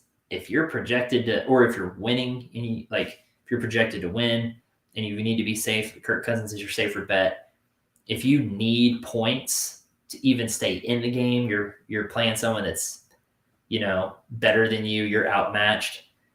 Doesn't hurt to go with Trey Lance. He could rack up some big points for you. So it depends on if you're trying to play it safe or if you need a big boom of points. If you need that big boom of points to even stay in the game or have a chance of winning it, I would say Trey Lance on that. So it's kind of situational. 16 more yards for Amari Cooper. My goodness. Damian Harris gets a completion for 11 yards and DJ Moore with a 29-yard catch. So some good catches here from these people here. Mari Cooper getting some good work on this drive. DJ Moore finally gets a good catch. And then Damian Harris with an 11-yard catch. So, whew, talk. But I hope that made sense, Richie. I hope that answers your question. Val's, man, I feel for you, man. You got a rough day going there. That's the thing, though. Like, for me and Kyle, I mean, we're the same way, right? I managed to get down to 8 leagues this year, down from 11 last year. Success. I was able to get out of 3 leagues, and then Kyle, I think, is down to 10 or 11 this year. 10. He's down to 10 from his 12 last year. So we both had some success in dropping some leagues. And so there's so much like good and bad from all these crossovers and things of that sort. Jonathan Taylor gets a 9-yard catch. Jeez, needs some sort of production out of him. So that's good. Finally got something there.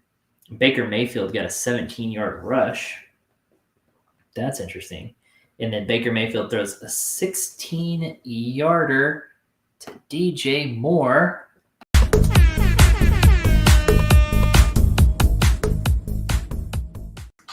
DJ Moore gets a 16-yard touchdown pass from Baker Mayfield. There's what we all want.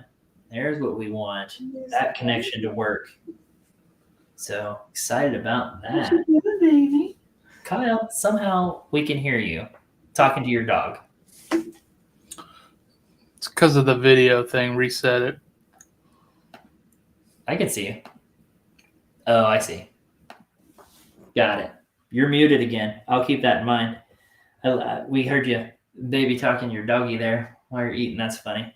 Ramondre Stevenson with a 7-yard rush. It was actually both eating and baby talking my dog. Don't judge me. I forgot that does that. So. Also, real quick, I'd go Kirk over Lance. Yeah. Well, it depends on the situation. You missed my whole explanation probably, but. No, I heard it. I'm sitting here eating. I heard it. I prefer Kirk over Lance regardless. Yeah. Lance is just too raw right now. We just don't know. Got me all distracted here. Let me see. Desmond Patton with a 7-yard catch from Matt Ryan. Helps nobody. Ramondre Stevenson with a 3-yard rush. I'm excited about that DJ Moore.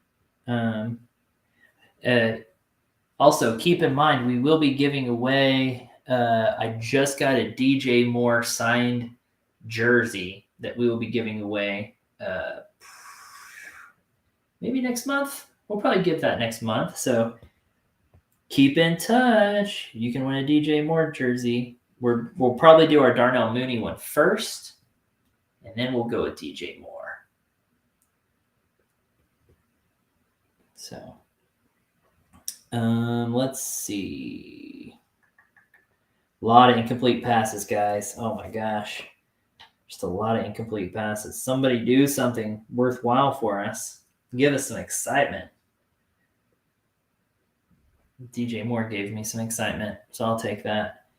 God, incomplete pass. Guys, you're a pro quarterback. You got one job. Right? You're a receiver. You've got one job. It's to catch passes in the NFL. Am I right? Oh, no, that just applies to kickers. Cool. We'll just, not bitter or anything. I'm just saying.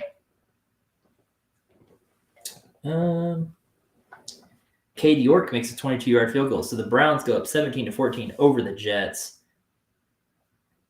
I would expect them to be beating the Jets worse than that, which I know is weird to say for the Browns, but they looked decent last week. Their defense really put them in a good position last week. And so, not this week, I guess.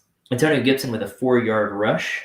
Lots of incomplete passes intended for Chris Olave. They are not connecting. That just popped up again. It's a commercial. What are they talking about? Come on, Fantasy Cast. Let me down, making me look dumb here.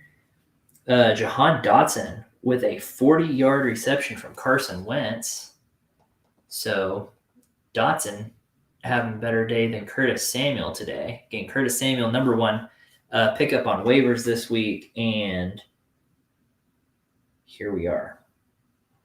Not having a good day. Just letting everyone down because I think he went in a lot of starting lineups, like a lot of starting lineups. And so, yeah, I had Samuel in a lineup today.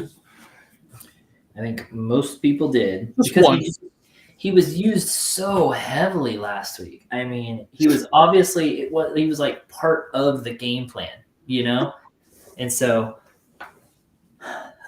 what a letdown today to not be part of any game plan. Actually, I don't even know if they have a game plan. That game has been horrendous for that entire team. No one there has good stats. Yeah, I threw him in one. Somebody was hurt, and I threw him in there. And not working out. Terry McLaurin gets a 5-yard catch. Holy crap. Oh my God. That is, let's see, what do I got here? Do I have a... Barkley got a 1-yard rush. You Terry literally bleeped me out with that. That was hilarious. My bad. I was like, Barkley. Barkley gets a... Got a whole 1-yard rush there for Barkley. Rough, dude. Rough. Rashad White with a 2-yard rush. Yeah, this is quite the day. I guess since I was gone when Corey was answering, though, I agree with him on Sutton over Bateman for security reasons. Hold on real quick. Evan Ingram gets a 12-yard catch, and Richie James for the Giants getting a 15-yard catch. And Curtis Samuel gets a 15-yard catch from Carson Wentz. So. And Rashad White gets a 2-yard rush. No, I was just saying for consistency reasons, I do agree with Sutton over Bateman for the rest of the year. But either one's going to be a good start most weeks.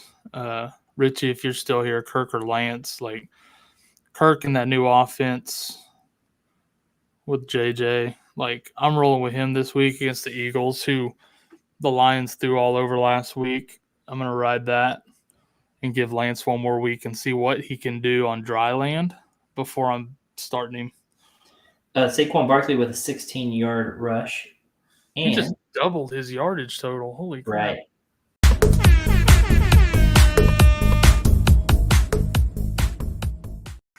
So that Curtis Samuel catch for 15 yards was a touchdown catch.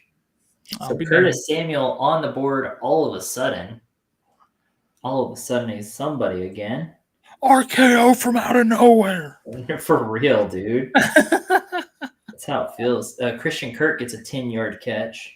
Richie James with a 12-yard catch. So apparently Richie James is the only person doing anything over there. Oh boy. Nick Folk misses a 52-yard field goal wide right. So good for him. Interesting. I had him as my kicker in a couple leagues this last week. Got me 1 point, so I switched him out for Suck Up. I went and picked up Suck Up, and he's sucking it up. So he is sucking it up. Those I just had to look up where I started Curtis Samuel. It wasn't for an injury like I thought. I just put him in for Elijah Moore. And Elijah Moore, as we say, that gets a 10-yard catch. Just throwing that in there. Trevor Lawrence has a touchdown now, so yeah, he saved his fantasy day right there on that one. I think, 10 leagues. I started Samuel in one of them. I didn't even win him on waivers, and I think one other one was it. Yeah, he went pretty expensive. I mean, people were wanting him, so can't really blame him. But still, geez, can't trust a commander, right? They can't even decide on their own name, so. Yeah, rough. Yeah, it took them 2 years to fix their name. Right. Travis Etienne with a 12-yard catch. So they are 1st and 10 at the 50-yard line. Commanders. Mr. Sarcastic, that is a question we ask ourselves repetitively. Yes, he carries them, gets them all the way down there, and then they're like, "Here you go, Jamal. Thanks for being with the team." So annoying. Oh, there's And every Christian Kirk gets a 21-yard catch. yeah, hit that beautiful bean footage. Yep.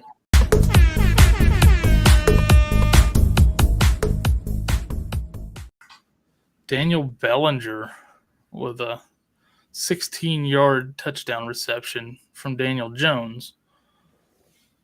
Completely irrelevant play for fantasy purposes. That helps no one. Really sad. Speaking of sad, Albert's over here. We missed one touchdown earlier, and now he's not going to let us forget. He's just going to put them all in the chat now. There's no faith there, Albert. We missed one. Jamal Williams, the 4-yard rush. No faith at all. And then we ended up catching it and going back, right? Like we didn't even. Man. He just doesn't trust us anymore. This Bucs offense has just been pretty sad today too. So, but Perryman gets a 10-yard catch there for a first down. Tyler Conklin with a 13-yard catch, and Najee Harris with a 13-yard catch. So, Tyreek Hill had a 3-yard catch, and then Mostert with an 11-yard rush. Najee Harris with a 13-yard catch. So glad I did not start Chase Edmonds in that one league, but we did start him in another league together, so that is depressing. Just lack of options in that league. Yeah, I started him in Redux today. Michael Carter with a 2-yard rush. Did you get that James Robinson? No. 5-yard rush. And Najee Harris with a 1-yard rush.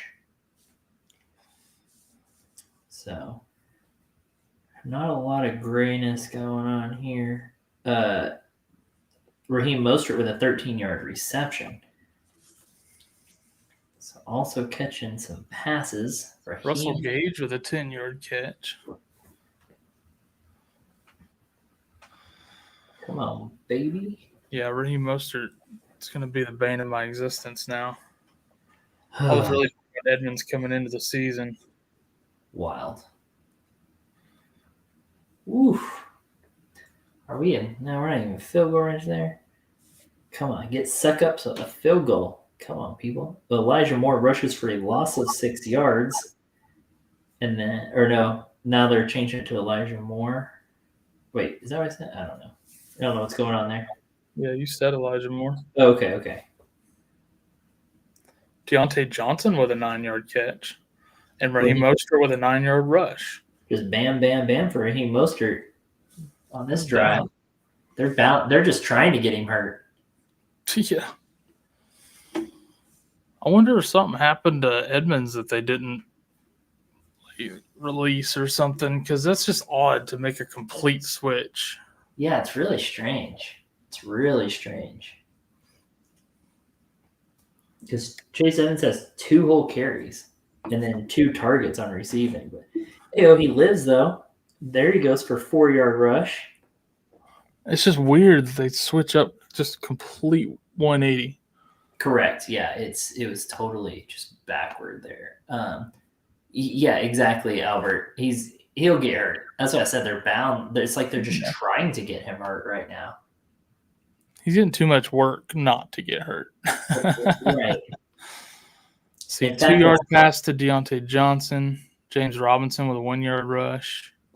Oh, Chase Edmonds rushes for 4 yards and immediately goes backward for 4 yards. Oh, wow. Yeah, let's just give all those yards back from the previous run. Right. Trevor Lawrence with a 4-yard run.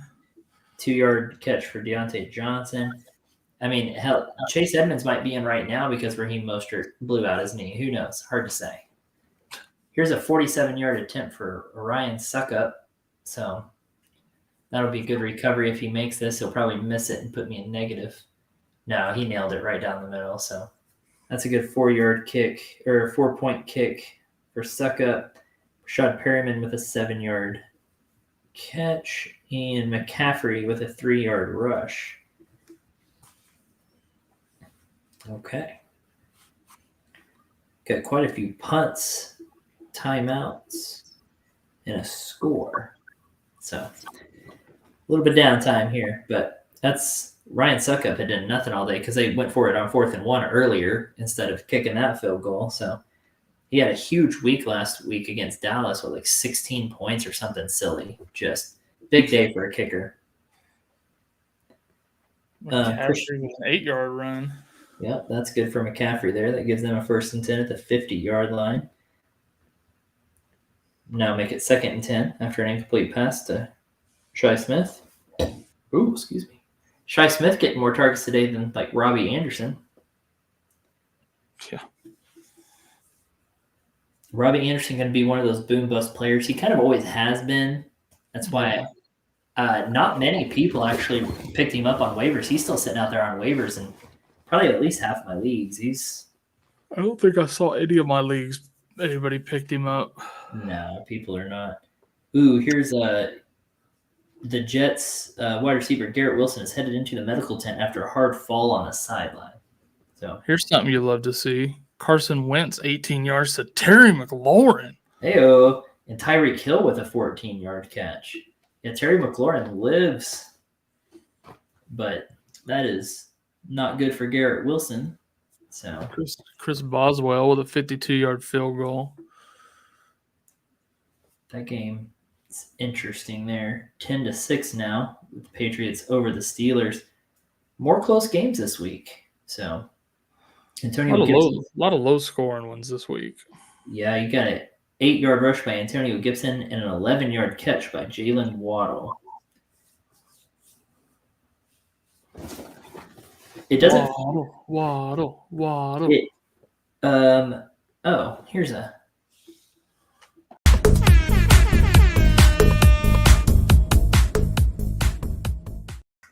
We missed a 5-yard touchdown catch by Christian Kirk.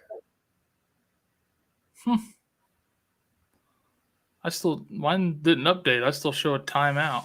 Yeah. It shows it down there, timeout, and then up top it shows the touchdown. That's why we had missed it. So weird. Fancy things. Njoku with a 15-yard reception. Yes. Yeah, it shows timeout, 4th and 1 on the 5, but they're giving them the touchdown. So I don't. Yeah, know. They've already kicked the extra point, so it's official. Alec Ingold with a 13-yard catch. That makes it 1st and 10 on the Baltimore 11. I tell you what, the Jags over the Colts, 24-0. I wonder how many people in their Eliminator Challenge picked the Colts this week going against the Jags and going to be really disappointed there. I knew it'd be a rough game when all of their receivers were hurt, but I really expected them to lean on that run game, and they just haven't. Well, you would think their defense would even hold up a little bit better than 24 points like that. Like their defense isn't even holding up their end of the deal very well. Yeah, for sure. And I mean, Jonathan Taylor hadn't done jack squat all day either, so. Okay, so Tua passes to Trent Sherfield for a loss of 3 yards. They're moving backward. Michael Thomas with an 11-yard catch.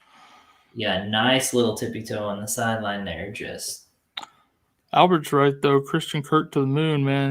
He's been playing well last week and this week. Really overlooked in drafts, including by me, right? And just dropped so far in drafts and looking to be a good steal now. No one really believing in that. 7 yards for Amari Cooper. I liked Kirk going into the year, but he just didn't really fall where I could take him in any drafts. Yeah. But then, he really paying off for those that did. Absolutely. Baker Mayfield, 2-yard rush. Taysom Hill, 3-yard rush. And then Carson Wentz throws an interception. So the ball back to the Lions, as if you weren't hurt enough. Albert started Kirk over Gabe Davis. I think that was a wise move. Yeah. Even before seeing how Kirk is doing, just with Gabe Davis iffy for Monday night. Yes, that injury popping up made that iffy. So definitely made the right call. Those iffy ones are tough on Mondays, man. Though I would be curious if it didn't come out. Oh my gosh, this game is going crazy. Oh, okay. My Gamecast went crazy here.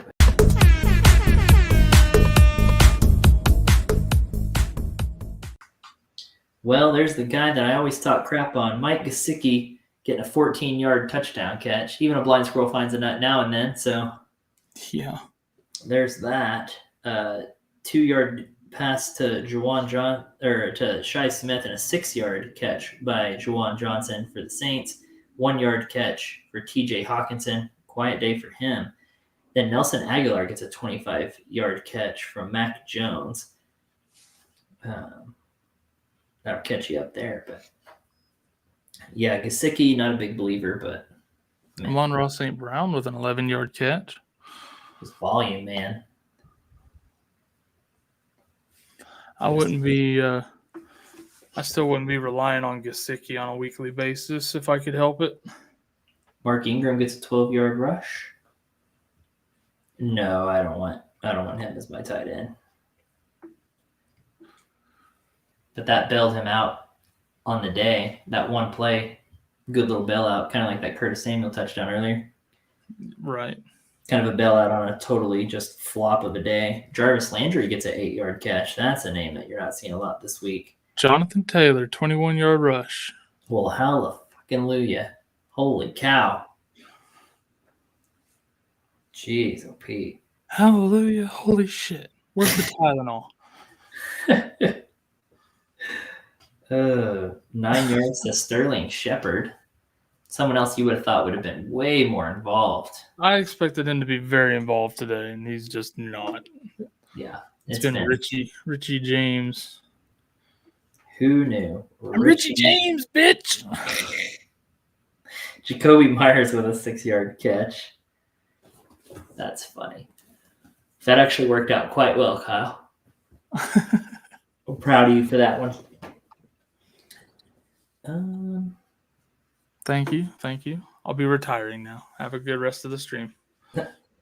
No, please don't do that. Dwayne Washington with a 3-yard rush there for the Saints. Michael Carter with a 4-yard run.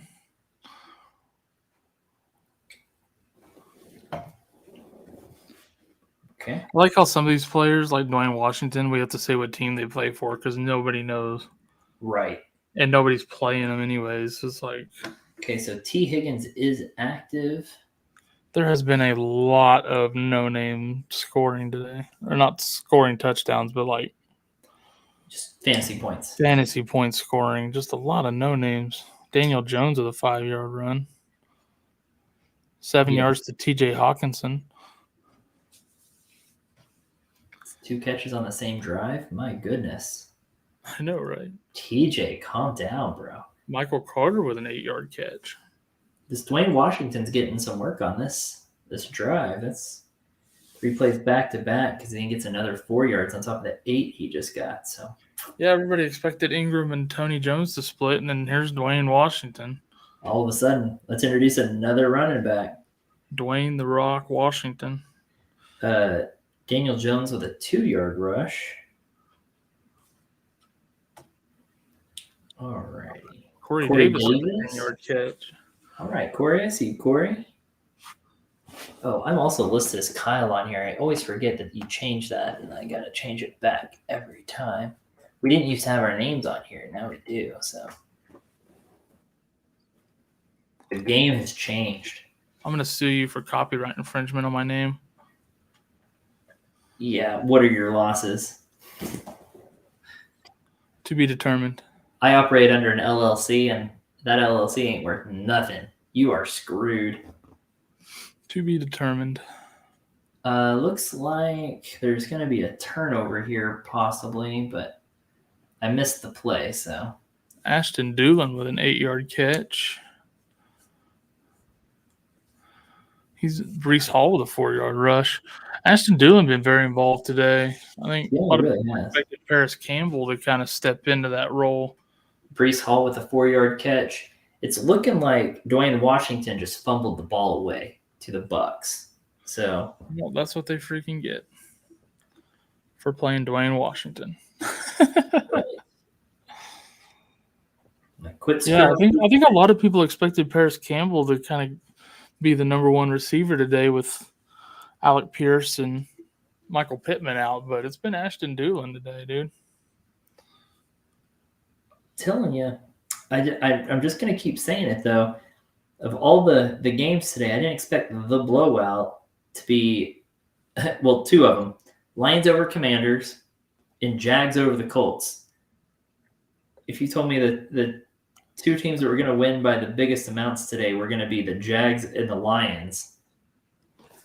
Well, honestly, the Commanders just got the ball back. If they go down and score here, they're still in this game. Oh, I know. I'm just saying. The Colts are done. Oh, this says that was Mark Ingram who fumbled that 10-yard rush and then a fumble. Also, it looks like Garrett Wilson is back because he's got a 31-yard catch. 3-yard catch for Likely, and then Damian Harris with a 5-yard catch. 14. Jonathan Taylor with another 21-yard rush. Good Lord. 3-yard catch for Isaiah Likely. Damian Harris, 5-yard catch. Yeah. Just said both of those. I know. That's why I went, yep. Well, I was trying to figure out this Garrett Wilson up here because it went 31 and then 14. I was trying to determine if it was 31 and 14 or 31 was corrected to 14. But it's Mark Jackson, 6 yards to Mark Andrews. It's looking like that was Garrett Wilson for 31 yards and then Garrett Wilson for 14. Yeah, Garrett Wilson starting to get a little more involved in that offense this week. Antonio Gibson with a 1-yard run. Yeah, that Lamar Jackson, 6 yards to Mark Andrews. That brings him up to 4th and 1 on their own 34. So that's probably. I already called that one too. Garrett Wilson threw you way off your game there. No, I was getting to that because I was saying that brings them to 4th and 1. So they're probably going to punt that away. Is all I was saying on that. I already heard you call it. I was just giving a little bit more context while there were no other plays going on instead of sitting in silence. But yeah, I'll just shut the hell up. Well, you can hit that button for us, though. Can I?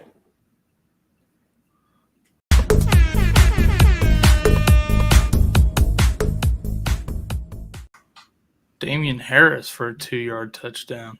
Man, that's been disappointing with Ramondre Stevenson. Yep, agree. Hype him up and then nothing. I was so excited about him, and then just nothing. Yeah, it's been. Breece Hall with a 10-yard run, John Dotson with a 9-yard catch, and Leonard Fournette with a 5-yard run. Mike Straken with a 23-yard catch for the Colts. Rocking. Yeah. I'm very, very disappointing with Stevenson. You can check out Jay the Plug's interview with Mike Strachan on the Fantasy Football Network. Terry McLaurin with a 35-yard catch. All of a sudden getting a little He's bit of work. alive, and I love it. They had to find him at halftime. They were like, oh. Keep feeding Scary Terry. Like, Terry, you did catch the bus. Well, okay. I guess we'll give you the ball the second half. Jonathan Taylor with a 2-yard run gives them 1st and goal on the 4. Yeah, they need to get Jonathan Taylor in the end zone. That's what yes, they do. They absolutely do. At least between him and McCaffrey, one of them can have a decent day, right? Right. Come on. Speaking of stuff underperforming, my air conditioner went on eco. I'm sitting here like, why am I starting to sweat? Oh, I thought you was fixing to do like a Viagra commercial or something. Like, I know it's your birthday, but you ain't that old yet. For real. You don't know me. It's hard times over here, Kyle. Hard times. It sounds like it's the opposite of that. Right. That's the best that I had. Christian McCaffrey, 2-yard rush. Gibson with a 1-yard rush. Nothing outstanding. It's funny, some of those games, the second quarter would never end. Now, like, the third quarter's ending on everything all of a sudden. Yeah, and actually that Dolphins-Ravens game is catching back up. What's hilarious is the Colts Jags was the last one to go to halftime, and it's the first one to reach the fourth quarter. No, the Dolphins Ravens was the one that was the last. Oh, was it? Yeah. I thought it was Colts Jags. I was like, dang. No, Curtis Samuel gets a 27-yard catch, and McCaffrey with a 6-yard rush. But it's been some big chunk yards for some of these Commanders wide receivers lately. Yeah. You like to see it. Like, too bad they couldn't be doing that the whole time.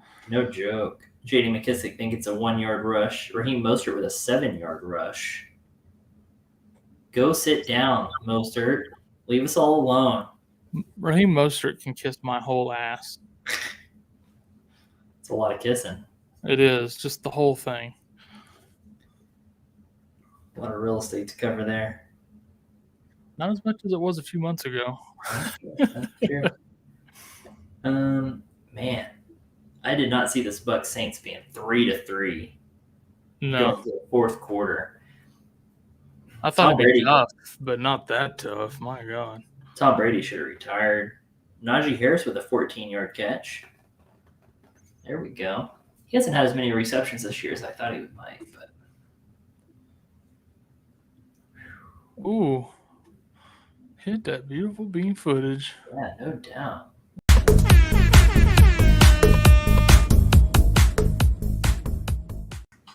Carson Wentz to Logan Thomas for a 20-yard touchdown. Would have been nice if it had been, Samuel or McLaurin, but I'll take it. That's redeeming Tony from our Boom Bust show, is all that is. Tua with a 10-yard pass to Tyreek Hill. So Tyreek Hill getting another catch there for 10 yards.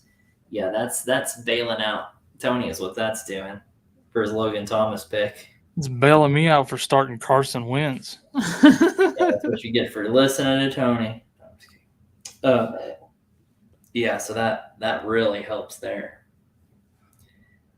It's been a slow go for Lamar Jackson in the second half so far. He racked up some good points that first half, and this week he's not doing anything now. Has he even had the ball since halftime? My God, dude, I feel like no. It's just insane.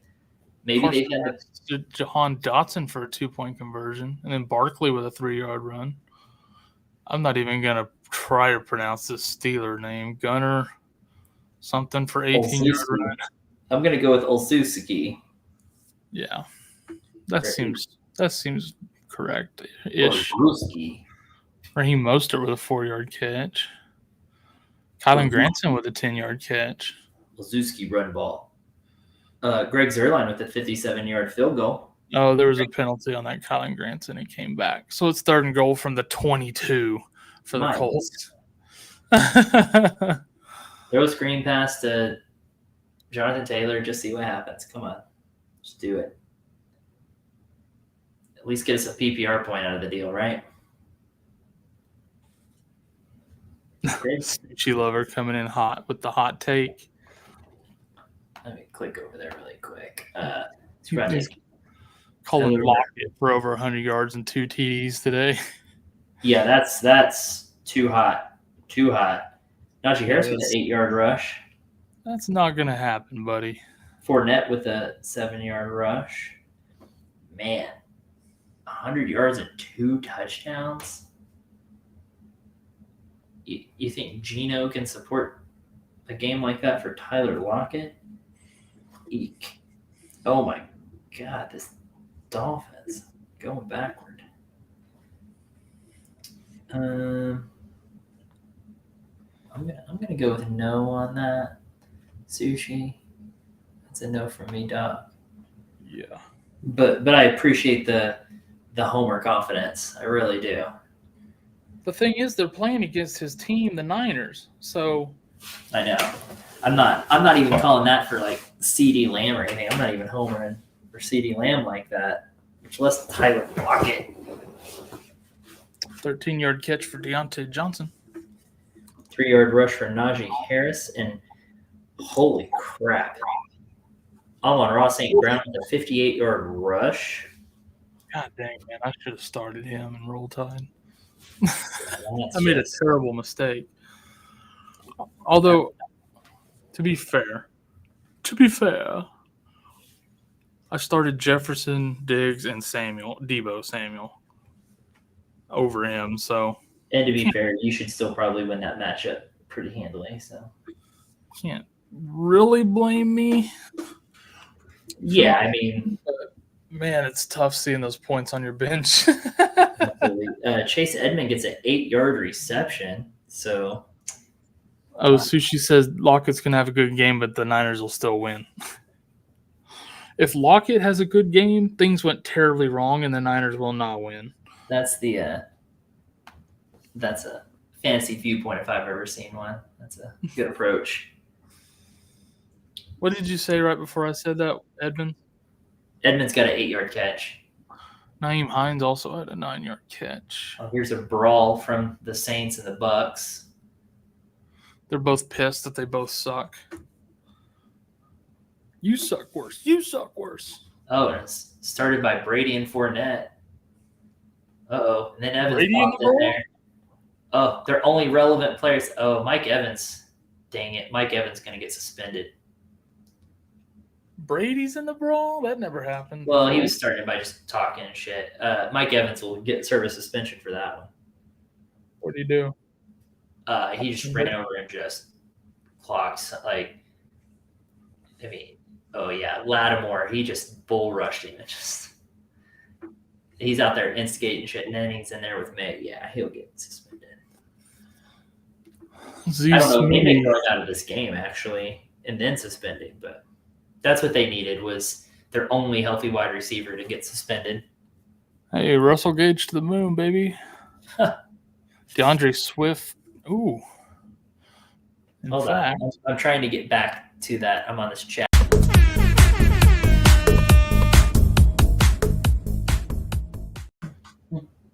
DeAndre Swift with a 22-yard touchdown catch. He scored, but he had to be out of the red zone to do it. I should not have benched him. I made a terrible mistake. I made some weird decisions today. He has to score from 20-plus yards out. They trick you with that. He'll be on a pitch count thing, and then Z Smitty wants to know if you should drop Ayuk for Dotson. I say no. I wouldn't. I would not. Sushi lover out here just being hateful, man.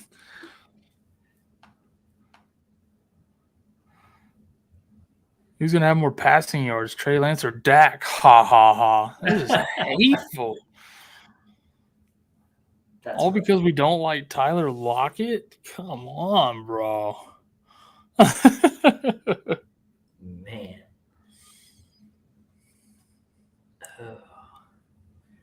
Well, they're taking a long time with this one. Now Smitty wants to know if he should drop Dotson for Garrett Wilson. That I'd be okay with. Yeah, I think I like that.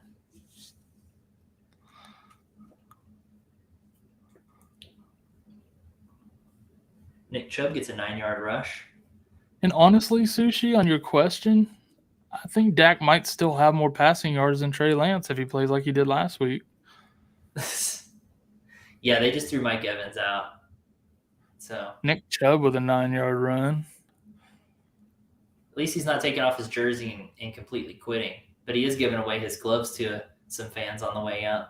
He's not doing the Antonio Brown jersey off. He just found some fans in the Saints crowd there and gave him some gloves on the way out. Saquon Barkley with a 15-yard run. Freiermuth with an 8-yard catch, and then Amari Cooper with a 5-yard catch. Oh man, this game's gonna get chippy from the rest of the way out now. I know we bust your balls, Sushi, but we love you, bro. Oh, look at that, Kyle. I missed that. Hold on.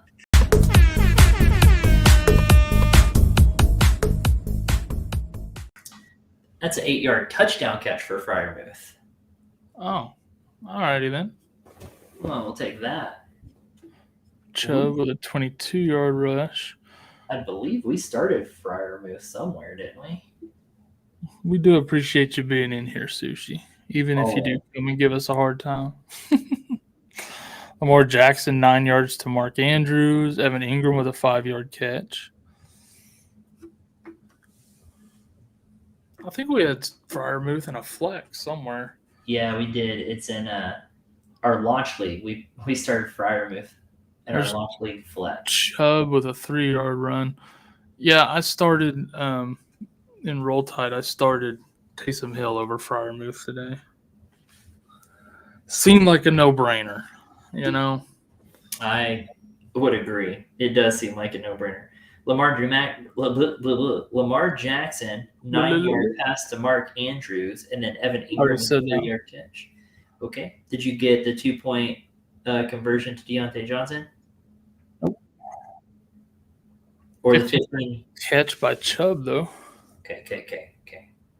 I was looking up to see what we had Fryermuth. We have him on the bench in post draft, and we have him starting in our launch league. So look at this Sushi loading us up for a plug here. Dude, Tony will be back with us tomorrow night, right after Monday Night Football for Panic Room. Panic Room Mondays. Come on, you should know our schedule by now, Sushi. I'm disappointed. Hey, the season just started. Cut him a break. It's the same as last year. That was a year ago, though. Curtis Samuel with an 8-yard catch. I don't remember shit from a year ago. God, Kyle.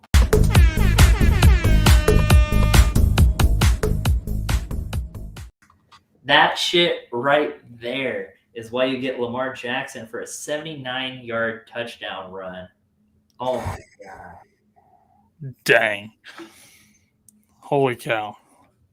And then Antonio Gibson gets a 1-yard run and Kareem Hunt gets a 10-yard run. Womp womp. Wah, wah. Dude, 79-yard touchdown run for Jackson. That's sick. That's insanity. Jackson's going to single-handedly carry me to a victory in my work league. That's insane. Yeah, that's insane. Yeah, that is a huge play. It's ridiculous, is what that is. Yep. But you love to see it. You know, that's exactly what you. When I was drafting Lamar Jackson, that's what I was going for. Those big plays. That's the kind of crap that people are hoping for from Trey Lance too. That's why people drafted him so high. He has the same kind of rushing upside. Correct. He just couldn't do it running in soup last week. You know, it's funny. I got asked earlier about the Trey Lance or Kirk Cousins. I'm actually kind of in the same dilemma today. Those are my two quarterbacks on a team, and I don't know which one to start. I have in Trey Lance against Seattle right now. I'll think on it. I don't have much time to think on it, but I'll think on it. Depends on what my matchups is looking like. All right. And they're trying to get Kareem Hunt the ball here. And it looks like the Bucs intercept Jameis Winston. He threw it up for Olave for about a 53-yard just launch to the end zone. And got picked off. Great play by the defensive back. Jackson sets record of 100-yard rushing games by a quarterback. Okay, good for him. Got lots of kickoffs and whatnot right now, huh? Who the hell is Desmond Patman? 17-yard catch for Desmond Patman. He's a Colts wide receiver. So they're deep in their receiver depth chart today. The Colts are. No joke, man. That is so deep. That's what she said to somebody somewhere. Wasn't me. So yeah, Swift, let's go. That's right, Borzal. Yes. Finally got that touchdown, man. Finally. Good Lord. Took way too long to get that Swift touchdown. Make sure we didn't miss any touchdowns. Daniel Jones complete 24 yards to David Sills. Helps nobody. Yeah. Let's see. Is anyone in scoring position or at least getting close? The Colts are close. They're in the red zone. The Browns are close. The Browns are in the red zone. Yeah, the Colts just got that 39-yard pass to Ashton Dulin. That puts them on the Jacksonville 11-yard line, 1st and 10. Let's see, 3-yard catch for Barkley. Jacoby Myers with an 11-yard catch. And Terry McLaurin with a 7-yard rush. Yeah, the Browns are down at 1st and goal on the 7-yard line. So looks like there was some sort of penalty that got him in position there. Dang, I really want to see a replay of that Lamar Jackson run. That's what I want to see. Oh, it'll be all over Sports Center later. Just feel like it's been so long since we've gotten to see one of those from Lamar, and it just... They'll probably show it at halftime of the Dallas game after this, too. It's been so long, and it feels so good. There's a Taylor with a 3-yard run. There's a 33-yard catch for Jalen Waddle. Yo. What a day. Andre Stevenson with a 3-yard rush. So he is alive.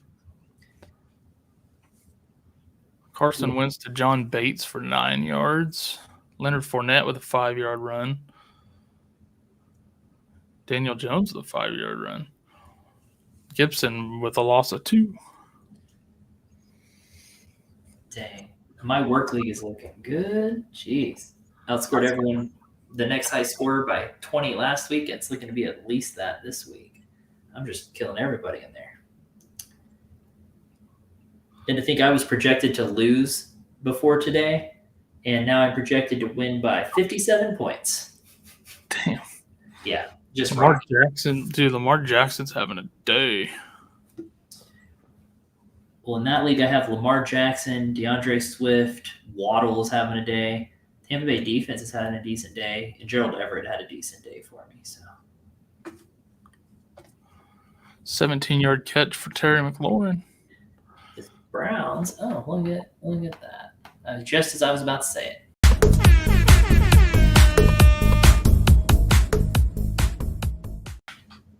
Chubb getting those touchdowns today instead of Kareem Hunt, so he's got a 7-yard touchdown run there for Nick Chubb. And yeah, not to play off there that Terry McLaurin catch for 17 yards, not to downplay that at all. And Curtis Samuel gets a 21-yard rush. Ooh, Tyreek Hill is cramping. Questionable to return. Or Waddle. Ramondre Stevenson with an 8-yard run. Graham Gano with a 51-yard field goal. That's big. That's big. Gotta love those 5-pointers. More touchdowns for Wentz. That's what I need. Preferably to Terry McLaurin. Well, who's going to catch the ball for the Bucs now? Russell Gage, man. Russell Gage, and it looks like Scotty Miller. Receiver, and then he got thrown out of the game. Yeah, that Jacoby Myers 15-yard catch, he's getting so much work today. Sad. Oh, man. Lattimore, though, also got ejected with Evans, so their best corner's going for the Saints. Yeah. It's wild. But they don't have to cover anyone excellent, so it's like... It makes the job for Russell Gage that much easier. Yeah. That's just... What James Robinson with a 1-yard rush. Woo! Nelson Aguilar gets a 5-yard catch. Woo! Yeah.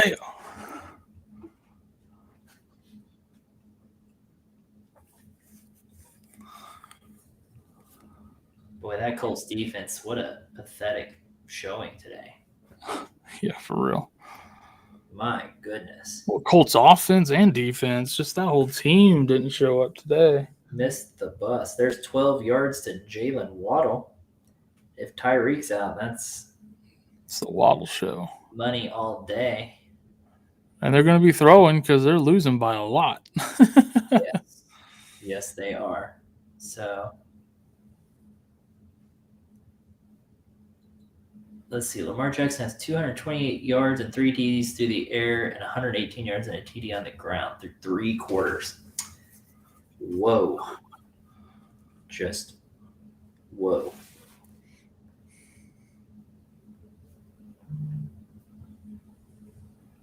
Fournette with a 2-yard run. That Curtis Samuel 21-yard rush has been stuck there for quite some time. Yeah, I was noticing that myself. Stuff like that always makes me nervous for like injuries or something of that sort, that maybe Curtis Samuel went down with an injury and Leonard Fournette gets a 2-yard rush. Well, we got a couple timeouts here. Oh, wow. There's Christian McCaffrey with a 49-yard run just out of nowhere. Shot out of RKO out of nowhere. I got to get that sound effect on here so we can play it. Just RKO. Good for him. Me and Scotty in the pregame were talking about getting a soundboard. Yeah, I've been looking at it. It's just hard to find a good one that'll let you do custom sounds like that.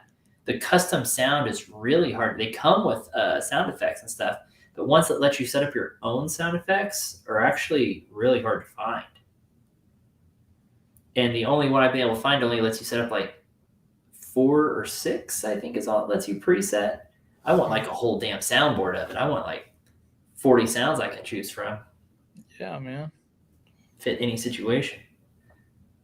That's what I want. I want to be funny. I want people to laugh. Let's see, Wentz to McKissick for 10 yards. Shi Smith getting a lot of work. I mean, just targets and stuff from. Conklin with a 1-yard catch.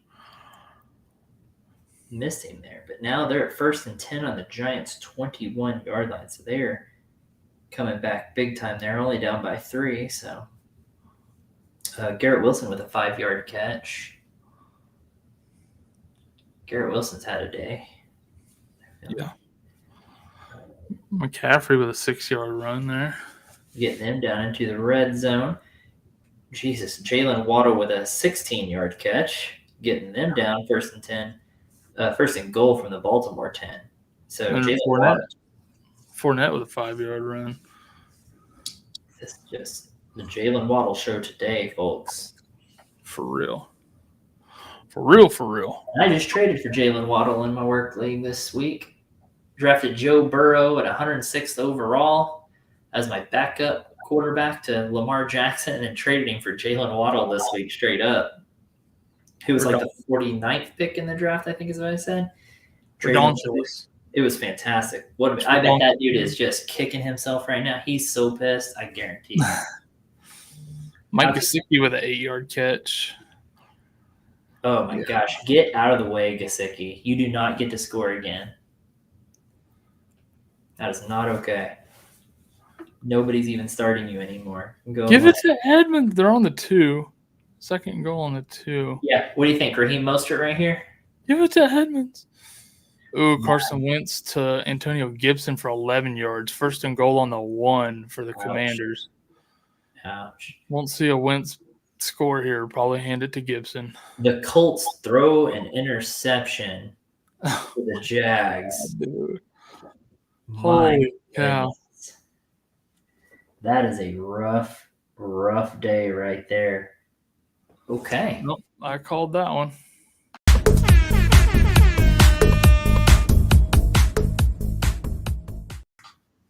Antonio Gibson, 1-yard rushing touchdown.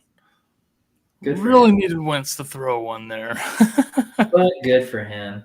Jamal Agnew gets a 6-yard rush, and Tua passing completes a River Craycraft or whatever. Also, there will be another one coming up. Who else?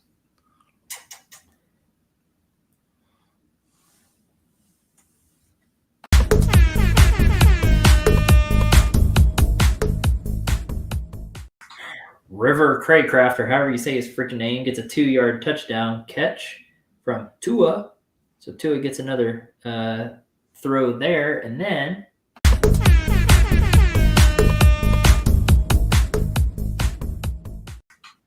Tom Brady gets a 28-yard throw to Rashad Perryman. That's who's left on the field for the Buccaneers. All he had to do was get rid of Mike Evans off the field, and here's their offense coming scoring, right? That's all it took. All these wasted touchdowns, man. Wasted. Man, just sad day.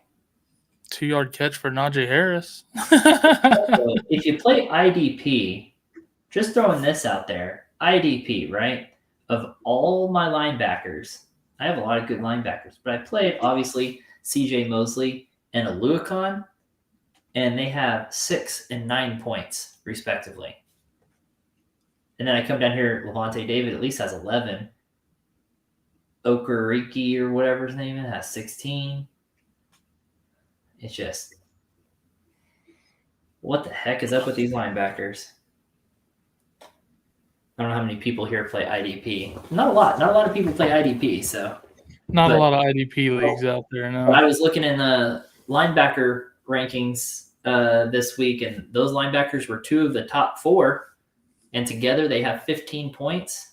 They should have 15 points apiece, especially CJ Mosley. CJ Mosley was like the number 2 or number 3 linebacker on the week. I mean, here's the upside for Perryman's touchdown. You get a suck-up point for the extra point.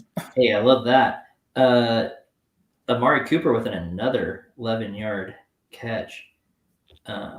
It looks like that Jahan Dotson got a 2-point conversion? It was no good. No good. Okay. Eddie Pinheiro with a 38-yard field goal, though. Well, by God, Kareem Hunt sees a 13-yard rush. He's been, after the week he had last week, he's just... Yeah, quiet day today. So the question is, do you sell high on Jalen Waddle after this week? No. Nah, I don't think so either. No. He was doing good when Hill was still in there. He'll be fine. 100%. He's a target hog, I'm telling you. Jacoby Myers with a 6-yard catch. Myers being a bit of a target hog today. Yeah, he is. Just racking them up. You don't see Devontae Parker. I was just about to say the same thing. I haven't seen Devontae Parker all day outside of an incompletion. Okay. Let's see how this goes. Jameis Winston throws another interception there. Way overthrew his receiver. Oh, my God. First of all, Kareem Hunt gets an 11-yard rush. And then the Colts throw another interception. Is this real life? The Jags just get another interception? Oh, should have started the Jags D this week. Oh, joke, man. A shutout, multiple turnovers. Like, good Lord. My gosh, it's just painful. Damian Harris with a 2-yard run. Yeah, dude, that's just, that's rough. What is Matt Ryan doing? Hard to be a Colts fan today. I mean, all you Colts fans can come join us Dallas fans in the disappointment circle. Then Kareem Hunt rushes for -5 yards, and Jamal Williams, somebody take his helmet away from him. He gets an 8-yard rush. Somebody go hide that. Yeah, Jameis Winston was pretty far off on that pass. Way overthrew his guy, who was wide open. So, wow, that's bad. Let's see. No updates here, people. We went silent because nothing happened. Oh, I'm playing you in Redux. Well, Devin Duvernay gets a 26-yard reception there. I hate that I'm playing you in Redux and I didn't start Swift. Oh, yeah. Yeah, but you're still projected to beat me. That's how bad of a week I'm having in there. Mike Evans not playing anymore is really bad. Those linebackers are killing me, honestly. You snagged up Marcus Williams at DB before I could. Yeah. I was on there doing ads and drops, and all of a sudden, boom, boom, there go the top 2 DBs. I was like, are you serious? Yeah, I snagged them. Mark Andrews gets a catch for going to guess this needs a correction. I doubt that that's a loss of 8 yards to Mark Andrews. But even if it is, it's plus 0.2 points. Hey. Did you get that Barkley 8-yarder? I did not. Barkley with an 8-yard rush. Yeah, Mike Evans only getting me 9.1 before being ejected. Doesn't really do good. I haven't really had any players play, so. Eckler did a lot better than Edmonds has done for me, so. Absolutely. Yeah, I'm not sure that Lamar Jackson to Mark Andrews for a loss of 8 yards is going to stick. Amon-Ra St. Brown with an 8-yard reception, and then Kenyon Drake for a 15-yard rush. Oh, that was a negative 8-yard catch. Jeez, they messed something up bad there then. That must have been an ugly play. Yeah, I'd be interested to know what happened on that to get 8-yard loss on a pass. And no kidding. To your tight end of all places. That's hard to do, man. Like that's like 20-yard drop. Yeah, that's like a trick play gone bad type of thing, I feel like. Oh, here we go. Sam Trigg wants to know CeeDee Lamb or Hollywood Brown full PPR. Thanks. Dude, you got to go Hollywood there. Yeah, I'm going Hollywood. I think it's going to be a shootout with Vegas, but also CeeDee Lamb with Cooper Rush makes me nervous. Got to go Hollywood there. Yeah, I think I've got to agree. Gary Brightwell with a 14-yard rush? Don't even know. Brock Wright with a 25-yard catch. What the hell is going on? Who are these people? Lamar Jackson with a 2-yard rush. It reminds me of that comedian that does the Jerry Seinfeld impression. Who are these people? I was thinking the same thing when I said that. It's like, who are these people? I forget that comedian's name, but Frank Caliendo, because he used to do impressions on Monday Night Football and stuff all the time too. Well, I've got a heartbreaker for you.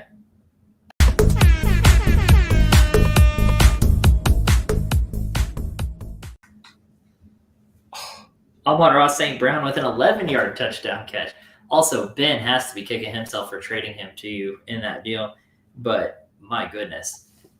Also, Ryan Suckup makes a 47-yard field goal, so he gets another 4 points after doing nothing for the entire first half. He's racking up some points here in the second if he's your kicker, which I'm sure he kicks for a lot of teams, I'm sure. Just a quick catch-up. We have Travis Etienne with a 4-yard rush, Najee Harris with a 5-yard rush, Saquon Barkley with a 9-yard reception.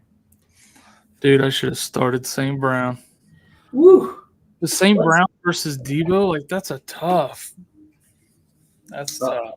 That's tough, man. I would have started Debo there. I don't blame you. I am going to look up Amon-Ra St. Brown. Some stats here just to break it down. Najee with a 3-yard catch real quick before you get into that. Amon-Ra St. Brown looks like, according to this, he has 9 catches for 116 yards and 2 touchdowns. Jesus. 2 touchdowns. Is there a way in Roll Tide that I can start 4 receivers? Negative. Michael Carter gets a catch for -1 yard, and Lamar Jackson on 4th and 1 goes backward a yard, loss of a yard, so turnover on downs to the Dolphins. Dolphins are only down by 14 in that one, so if they score here with 9 minutes left in the game, man, they're in it still. So I feel like they should give Debo dual eligibility at running back so that I can start him and St. Brown. Right. Kind of like they did for Cordero Patterson last year. Yeah. Come on, man. I have to flip one of those into some running back help somehow. For sure.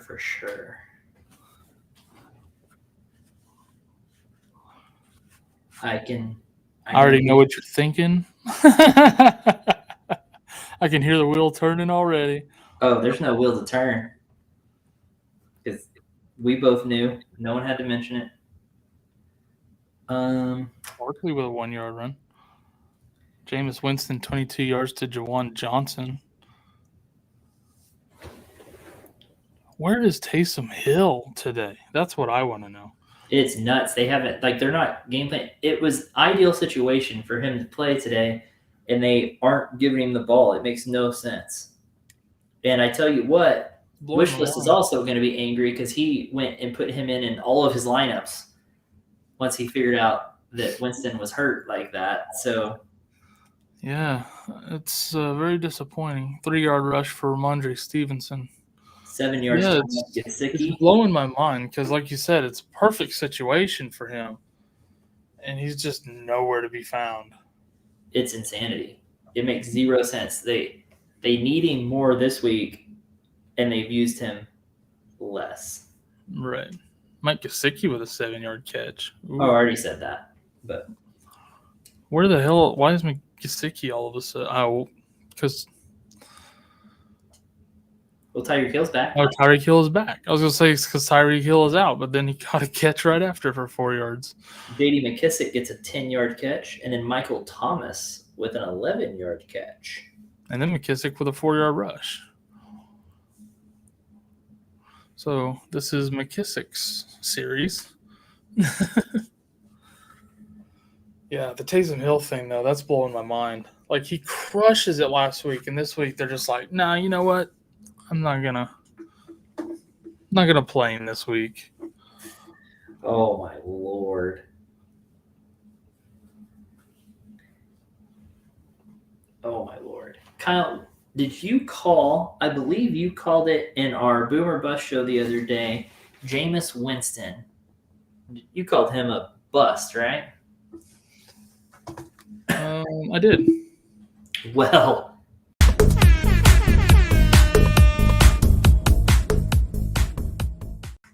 he just threw a touchdown pass to the other team. So the Bucs defense gets a pick six. You hit that, and I was like, what's going on? And then I saw it pop up. I was like, oh. Oh, man. Pick six there. That's funny, dude. He's throwing touchdown passes to the wrong team. Curtis Samuel with a 7-yard catch. Sterling Shepard with a 5-yard catch. I'm just wondering, do we think that the Saints are going to get as much shit for losing to the Bucs like this as the Cowboys did last week? Or they're losing worse than we did now. Yeah, but I doubt it. They have at least their starting quarterback. I mean, the Colts are playing way worse than we did too, and I know they're not going to catch shit for losing like that to the Jags. Carson Wentz with an 18-yard run. Um, Lucius has an interesting question over here. Oh, that's what I was going to do. Let's see. I'm behind in the game due to Amon-Ra. Yeah, I bet. I have Jeff Wilson and Ayuk. Head in Wilson, but I need a home run to catch up. I don't think Jeff Wilson is your home run answer. I think you have to roll with Ayuk with Kittle ruled out now. I think you take a chance on Ayuk with better weather. Oh, also, sorry, got to interrupt this conversation.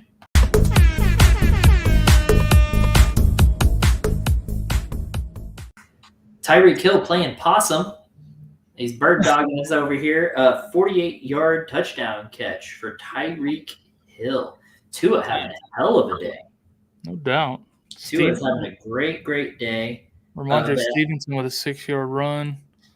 And guys, McKissick had a 12-yard catch a minute ago. Graham Gano with a 56-yard field goal. He's having a day. Let me tell you, though, this Dolphins-Ravens, there's multiple things happening good here. First of all, it's a close game. Both teams are scoring high fantasy points. It's a close game. So if they're on your teams, you're getting more points out of the deal because Dolphins are still trying to catch up. But it makes the Ravens keep working, too. The Ravens were getting ahead there for a while, and they can't relax now. So they're going to keep having to rack up fantasy points. They're still going to have to throw it. They're still going to have to run it. So loving that. And then, did you say Stevenson for 8 more yards there? No, he had a 6-yard rush. Now that's a new 8-yarder. Yeah. So, love that. Yeah, this Dolphins-Ravens game, for me especially, I'm just racking up a ton of points off that game between Mark Andrews, Lamar Jackson, and Jalen Waddle. They are just racking them up, baby. Also, just to revisit with Lucius, just to be clear, we're both on Ayuk there for a home run hit versus Wilson. And then Christian McCaffrey gets a 10-yard catch. Damian Harris gets a 16-yard rush. Juwan Johnson with a 10-yard catch. Carson Wentz with a 5-yard rush. Yeah, Ayuk's got to be your choice there. Wilson just doesn't produce like that. It just isn't a thing. Always a letdown. When he gets the chance, he lets down. Hey, Johnny's back.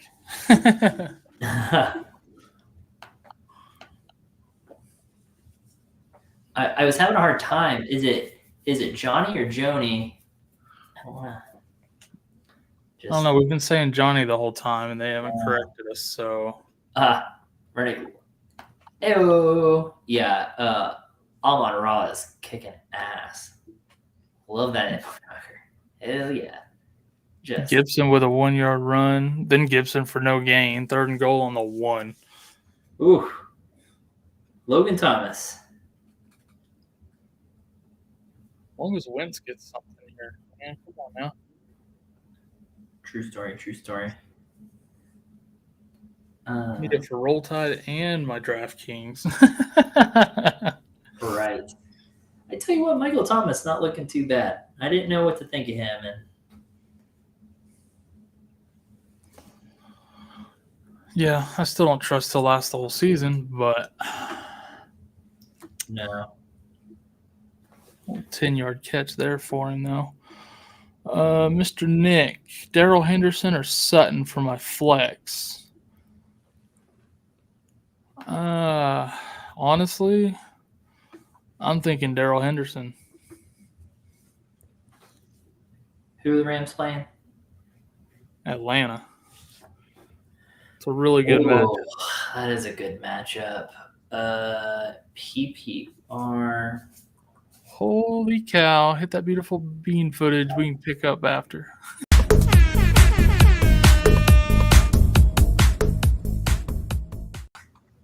Nick Chubb with a 12-yard touchdown run. Yeah, you talk about a day for Nick Chubb owners. Holy cow. No doubt. Getting Chubbs. 3 touchdowns, man. On top of that, Christian McCaffrey gets a 4-yard catch. Lame. Well, Colts Jags is now final, 24-0 for the Jags. That's just wild. Yeah, that's crazy. Wild. Yeah, I'm Mr. Nick. I'm going to go with Henderson on that one, based on matchup and workload.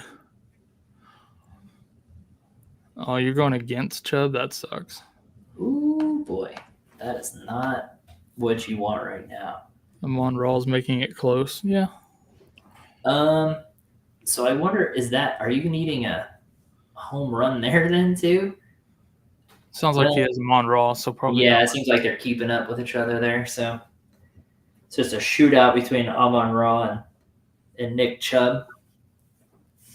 Ridiculous. That has to be a ridiculous looking matchup. I'm just gonna say, if Tony was on here with us, he would tell you Henderson as well. He had him as his boom this week. Had him as a buy on Wall Street. I don't know if he had him as a boom. I said that wrong. He had him as a buy on Wall Street. He's all in on Darrell Henderson after last week's workload. So yeah, he is. Yeah, I was gonna say with Chubb and Amon Ra both, I bet that is pretty even. What the fuck is happening? Well, Jameis Winston's going to get a touchdown pass to Michael Thomas here. Okay, looking pretty good.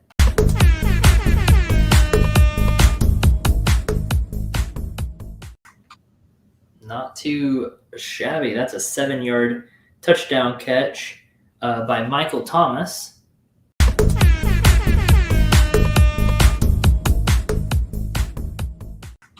And then Wentz throws a 1-yard touchdown pass to Jahan Dotson.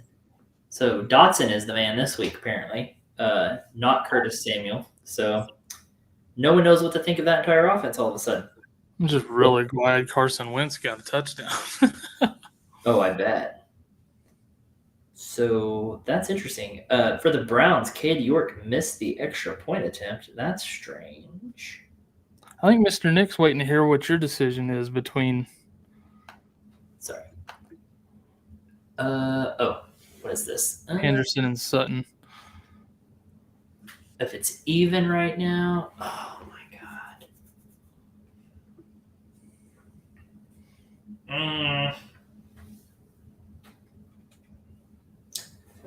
It's pretty even right now. That Henderson, I don't think he's splitting time.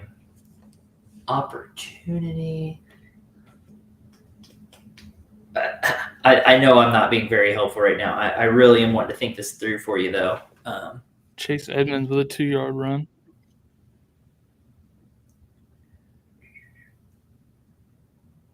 Against the Texans. I think I'm also probably going to go with Henderson. I do love that matchup against the Falcons. I don't think you can pass on that. It's pretty juicy.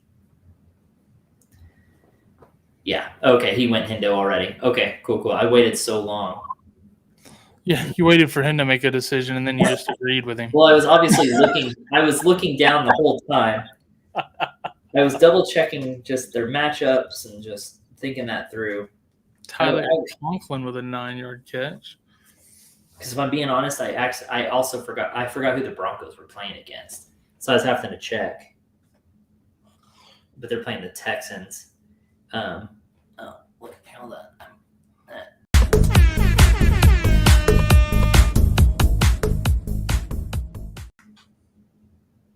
Joe Flacco with a 66-yard touchdown pass to Corey Davis.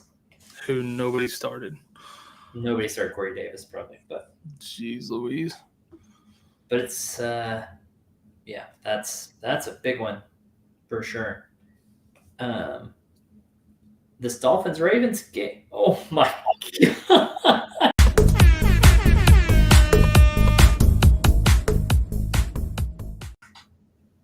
60 yards to Tyreek Hill for a touchdown. Right as I was just saying, like, that one's interesting because Dolphins have the ball back and then just immediate touchdown. Oh, my gosh. 60 yards to Tyreek Hill. Oh, my gosh. That is wild. So here's – all right. Jalen Waddle, 9 receptions on 16 targets, 161 yards and a touchdown. Tyreek Hill, 9 receptions, 11 targets for 160 yards and 2 touchdowns. Kyle, I was just projected to beat Fletch in our Roll Tide League by like 40 points. And then Tyreek Hill just got these 2 huge plays, and now I'm back in like within 10 points. Like I might beat him now. Like wild.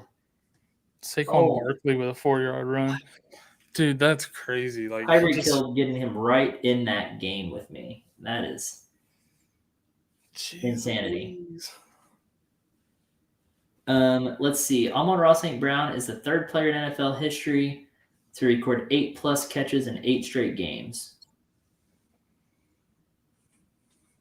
Interesting. I don't own Tyreek Hill in a single league either. Oh, I don't either. I did at one point, then I traded him away.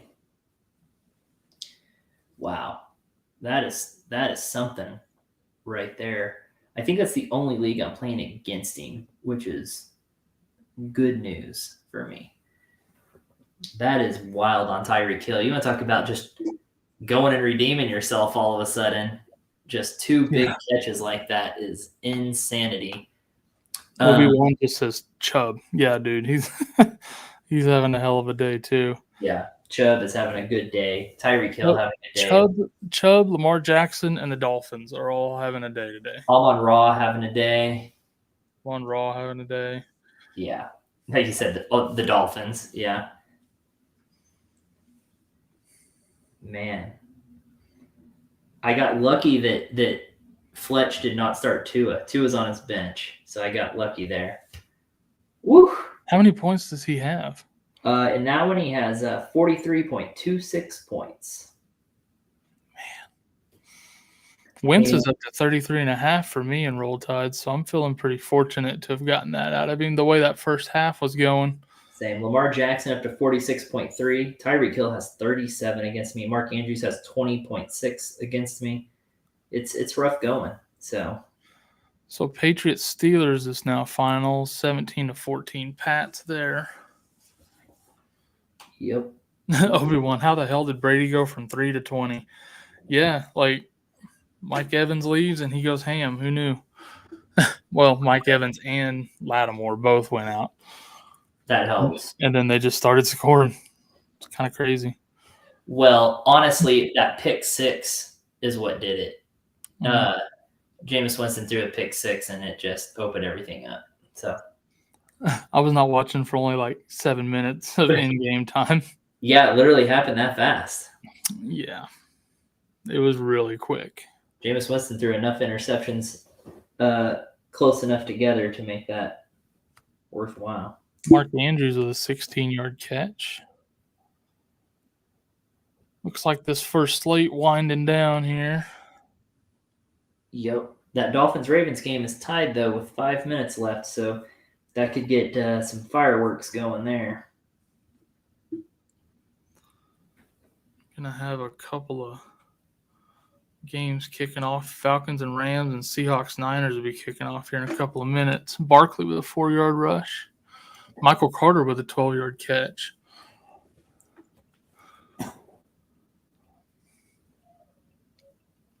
Sounds like the kiddo is awake. Perfect timing. Right. Games are about to end here.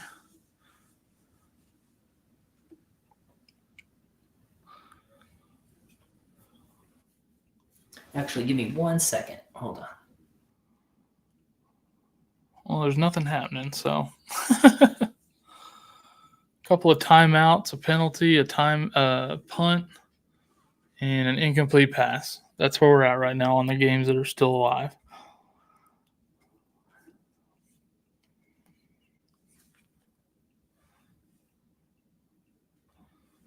Got 3 of them under the 2-minute warning.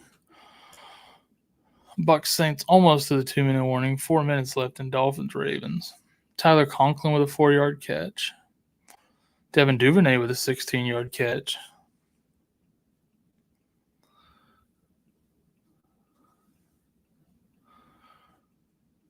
I can't believe the Dolphins came back to tie that up with the Ravens. They were down big earlier. Obi-Wan, what trips me out so much is that around 2 to 3 decades after the Civil War, there was football. Now it's Civil War every weekend. For real, though. Feels that way. Chris Olave, 56-yard pass from Jameis Winston. Michael Carter with a 5-yard catch. John Bates with a 6-yard catch from Carson Wentz. So if Wentz can keep his shit together here, he's going to have a chance to go down and – well, no, he can't tie it. They're down by 9. Never mind. They kick that extra point instead of going for 2. Uh-huh. Question, though, do we start believing in Devin Duvernay? I don't know. What's his receiving stats? I know he had that kick return earlier. Let's see here. Devin Duvernay. If it'll switch over, Jesus, I can't get the. Oh, maybe his stats aren't as good as I thought. Oh, that kickoff, I think, just My spoiled freaking thing is frozen. I can't switch to the Ravens from the Dolphins in the box score for some reason. Looking like he only has 2 catches for 42 yards. I thought he had more than that, but yeah, I think that touchdown is what's skewing my thought on him. Isaiah Likely with a 2-yard catch. Yeah, he had that kick return at the beginning of the game. I think that's just skewing my thoughts there. Boy, the Jets could pull this off against the Browns here. This is interesting. Also, I was Googling why it's called Crimson Tide, and the picture was from 1900. I was like, wait, what? That's funny. Yeah, the moment we start believing, the game plan changes. Insert Curtis Samuel discussion. And Taysom Hill. And Chase Edmonds. And Chase Edmonds. insert fantasy coaches or coaches that just give 2 middle fingers to fantasy football. I'm going to catch a lot of flack on next week's pregame for calling Edmonds. Yeah, but you also called Waddle over. Who was my other option? Carter. Oh, Michael Carter. Yeah. All day, baby.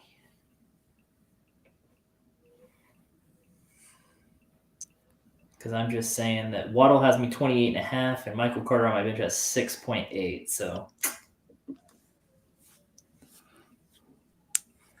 just throwing it out there. All right, so we have some. Hit that bouton.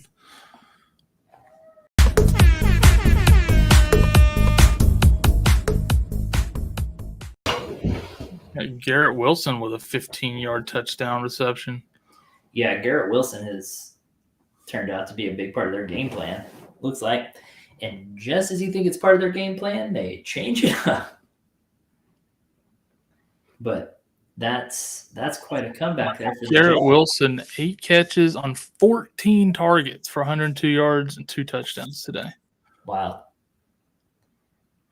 Everybody thought Elijah Moore was number 1 there. 3 catches on 5 targets for 41 yards. Wild. Okay, so we got some second slate games starting up here. Jeff Wilson gets a 6-yard rush and Cordero Patterson with a 4-yard rush. Justin Tucker makes a 51-yard field goal. Jared Goff taking knees. That game's going to be over. The Ravens are up on the Dolphins 38-35 with 2:18 left. So, tight one there. The Giants beat the Panthers by 3. So Panthers starting off 0-2. Rough. Bad stuff. And I don't know. They got to figure something out. I even figure it just doesn't seem like even Christian McCaffrey's that involved. I don't know what that offense is doing. Trey Lance, 25 yards to Brandon Ayuk. Mariota, 13 yards to Pitts. Hey, Kyle Pitts getting a target early today. That is rare.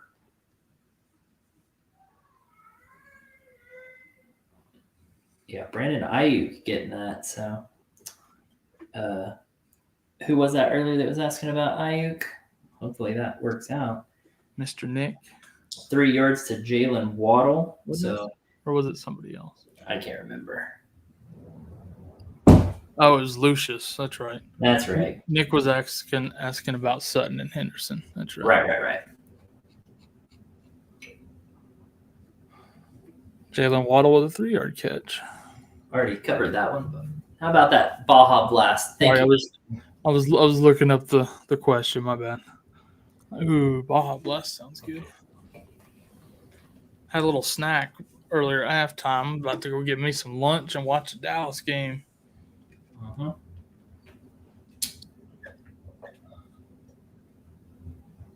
Lunch/dinner. I mean, it's 3:00 here, so right. I had that big breakfast to tide me over, so it was the game plan. Where'd y'all go? Just a little local place called First Bite. It was actually pretty decent. Never heard of it, but hey, if it's good. It's local. It's new. Heyo, Tyler Algier gets a 2-yard rush. Holy cow. Fournette got a 3-yard rush. Brissett with a 21-yarder. Trey Lance with a 7-yarder. Okay. I'm torn because I have Trey Lance starting in one league and I'm playing against you in another with him. So I'm just like, Or no, I'm not. You're starting him in Roll Tide, not Redux, right? So I didn't start Trey Lance in Redux and Roll Tide. Oh, you didn't? I started Wentz. Oh, that's Roll Tide. You were doing that. My bad. I thought that was a different league, maybe. Okay, so Jacoby Brissett throws an interception to the Jets. That game is going to be Dunsky. Yep. So the Browns really screw that up. Marcus Mariota with a 10-yard rush. Tyrion Davis-Price with a 20-yard run. That's impressive. They're down on the 7-yard line already. So much for Jeff Wilson. Tyrion Davis-Price getting all the carries so far. Interesting. He'll be a popular waiver pickup if that continues. That Jets-Brown game goes final 31-30. Then Davis-Price goes for a loss of 4. So let's really follow up that 20 with a loss of 4. Cordell Patterson with a 3-yard rush. Yeah, once we get these Bucks Saints and Dolphins Ravens wrapped up, we are going to be off of here for the day. Just FYI, that being said, like Kyle said, you can join us tomorrow night on Panic Room right after Monday Night Football. It'll be us and Tony doing our Panic Room show. Go get signed up on the Fantasy Football Network website, fantasyfootball.network, or the mobile app in both the Google Play Store and the Apple App Store. We're also having 50% off of all memberships in there using the code ROOKIE because it's our rookie season. And you'll want in on that because that's where we'll be doing our giveaways for all the signed jerseys and stuff. We got like our Darnell Mooney, our Kenneth Walker, DJ Moore. We have a Treylon Burks signed mini helmet. So we'll be giving away some cool prizes in there, but you have to be signed up. Just throwing that out there. Tyreek Hill with a pair of catches back-to-back, 10 yards, then 9 yards, and then Drake London with a 10-yard catch, and Jarvis Landry with a 10-yard catch. Trey Lance with a 4-yard rush. So, also, if you guys really enjoy this play-by-play on Sundays, if there's enough people that want it, we'll stick through the second slate of games too. So if you guys want that, make sure and comment on these videos. Hit us up on Instagram. Let us know. And, we'll work it out to where we're on here through the second slate too. Yep. Just want to make sure people enjoy it enough for us to sit here and spend our entire Sunday. Because it literally is like today's my birthday and I'm sitting here doing this. So it is granted, when you get my age, you just kind of don't care about your birthday quite as much, but it's not the point. Hey, Chase Edmonds with a 28-yard rush. Yeah, that's good. They're down on the Baltimore 7-yard line. First and goal, yeah. This is getting interesting. Robbie Gould with a 20-yard field goal. In the Bucks Saints game, there's 3 seconds left in it. Yeah, it's done. They took a knee, and that game is done. Okay. Let's see what we get here. See if there's any scores in the game here. These 3:00 games are going to be after the first quarter before Dolphins-Ravens ends. For real. That's the last one that went to halftime. It's the last one to finish up. So 24 seconds left. First and goal on the 7 for the Dolphins. So this will be interesting. See if they can punch it in or if they end up kicking a field goal and going to overtime. Right. If they go to overtime and I'm late getting to my Dallas game, I'm going to have to fly to Baltimore and fight somebody. Tua expensive right now, too. Tua incomplete to Waddle. Robbie Gould kicks a Reset it. 20-yard field goal. Oh, Bobby Wagner gets a sack, and of course I sat him in my IDP for these other farts that didn't do anything for me. Didn't do nothing. With F's, nothing. Nothing.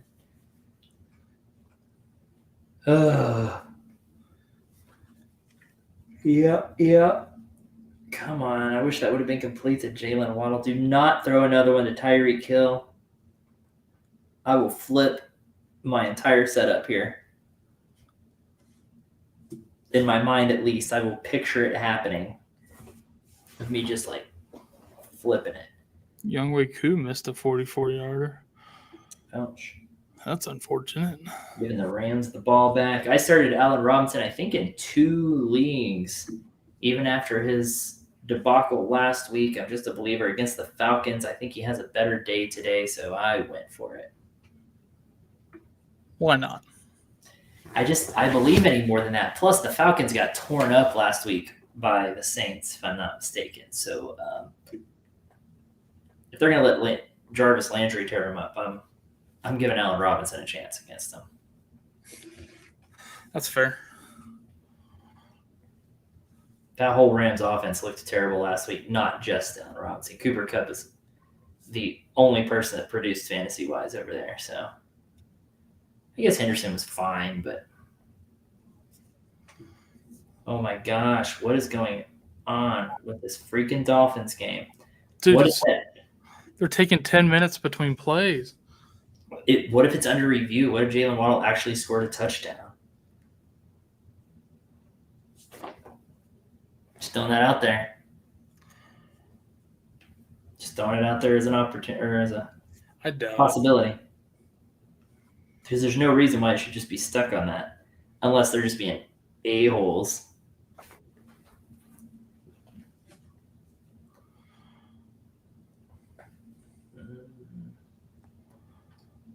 There's the Cowboys game. Let's switch over to that. Come on, baby. Now it's a timeout, Baltimore. Like, no. We waited all that time. Now it's a timeout. Geno Smith with a 4-yard pass to Noah Fant.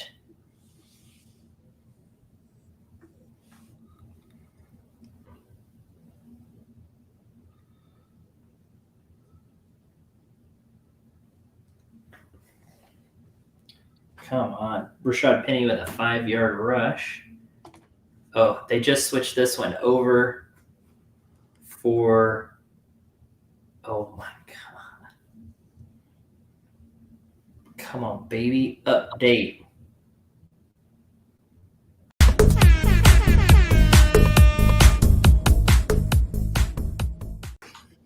Ermagerd. Jalen Waddle with a 7-yard touchdown catch. I tell you, Tua today. Jesus. I should have stacked him with Waddle instead of Winston McLaurin in my DFS. Jeez, oh Pete. Tua just cleaning up today. Dang, bro. So glad I pulled Michael Carter and put Waddle in. I'm not sure if Ocean State will see this or not, but Tua top 5. Jeez, no joke, man. No. That game's going to be over. 14 seconds left. Less after the Ravens get the ball. Like, they have put Lamar Jackson to return the kick here. What are they doing? Man. Put him out there. Let him go. Kenneth Walker getting an 8-yard rush with his first game in the NFL there. So Tua looks different. I haven't seen Tua without his helmet on in a while. He don't look the same. He's looking older. Man. Well, that was fantastic. I'm actually more happy it wasn't Tyreek Hill than I am happy that it was Waddle. But maybe Waddle is my number 3 wide receiver in there, and actually I had him as my number 4 behind DeAndre Hopkins when DeAndre Hopkins comes back. But now maybe I can just trade him for Jonathan Taylor after Jonathan Taylor had a down week. Who knows?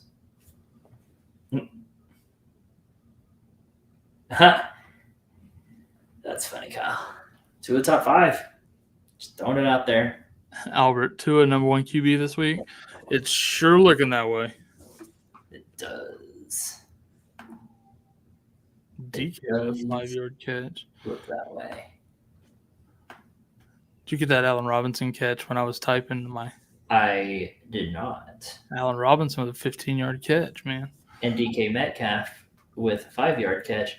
Yeah, Allen Robinson already matching his production from last week.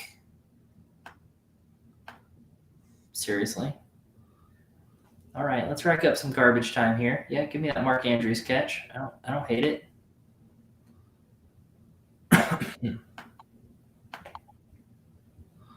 Not hating it.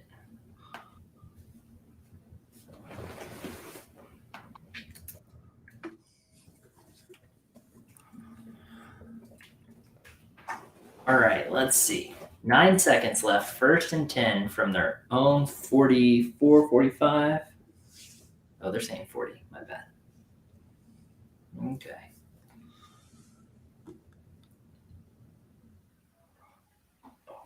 Let's see. Yeah, from the 40-yard line. Let's see what you got.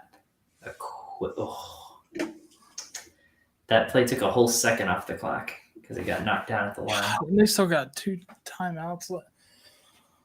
Oh, they got one. I'm going to miss the start of the Dallas game because of this. They've got one timeout left. It's insane. Too funny. This game will never end. This The is good the thing is- game that never ends. Here's the good thing, though. It cannot go to overtime. It's impossible. So that's good.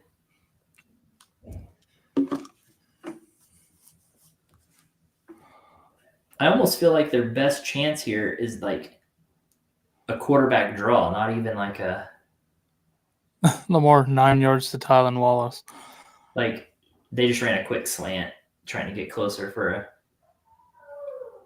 a Hail Mary here, but geez, don't even Hail Mary, don't even throw it. Just run it and see if Lamar Jackson can run around the entire team. 69-yard field goal from here. I mean, it's Justin Tucker. I have confidence. But they still couldn't win, so we're tied. Okay. Lamar, you got to chuck it. Okay, there it goes. Didn't even make the end. Oh, yeah, maybe he hit right on the front line there. Bateman is pissed. He wants pass interference. I couldn't see, so I don't know. Wow. The Dolphins came back on him. Holy crap. I can't believe that. That's insane. Because they were down pretty big early, man. Oh, yeah. Well, even with 9 minutes left, they were down by 14 points. Then two and those receivers just took over. Nuts. Just nuts. All right, man. Well, let's sign off now, and we'll do this again next week. For those of you that are hanging out now, you can join us tomorrow night after Monday Night Football for Panic Room, and it's a lot of fun. Just join us for that, and until then, we'll see you. Appreciate y'all.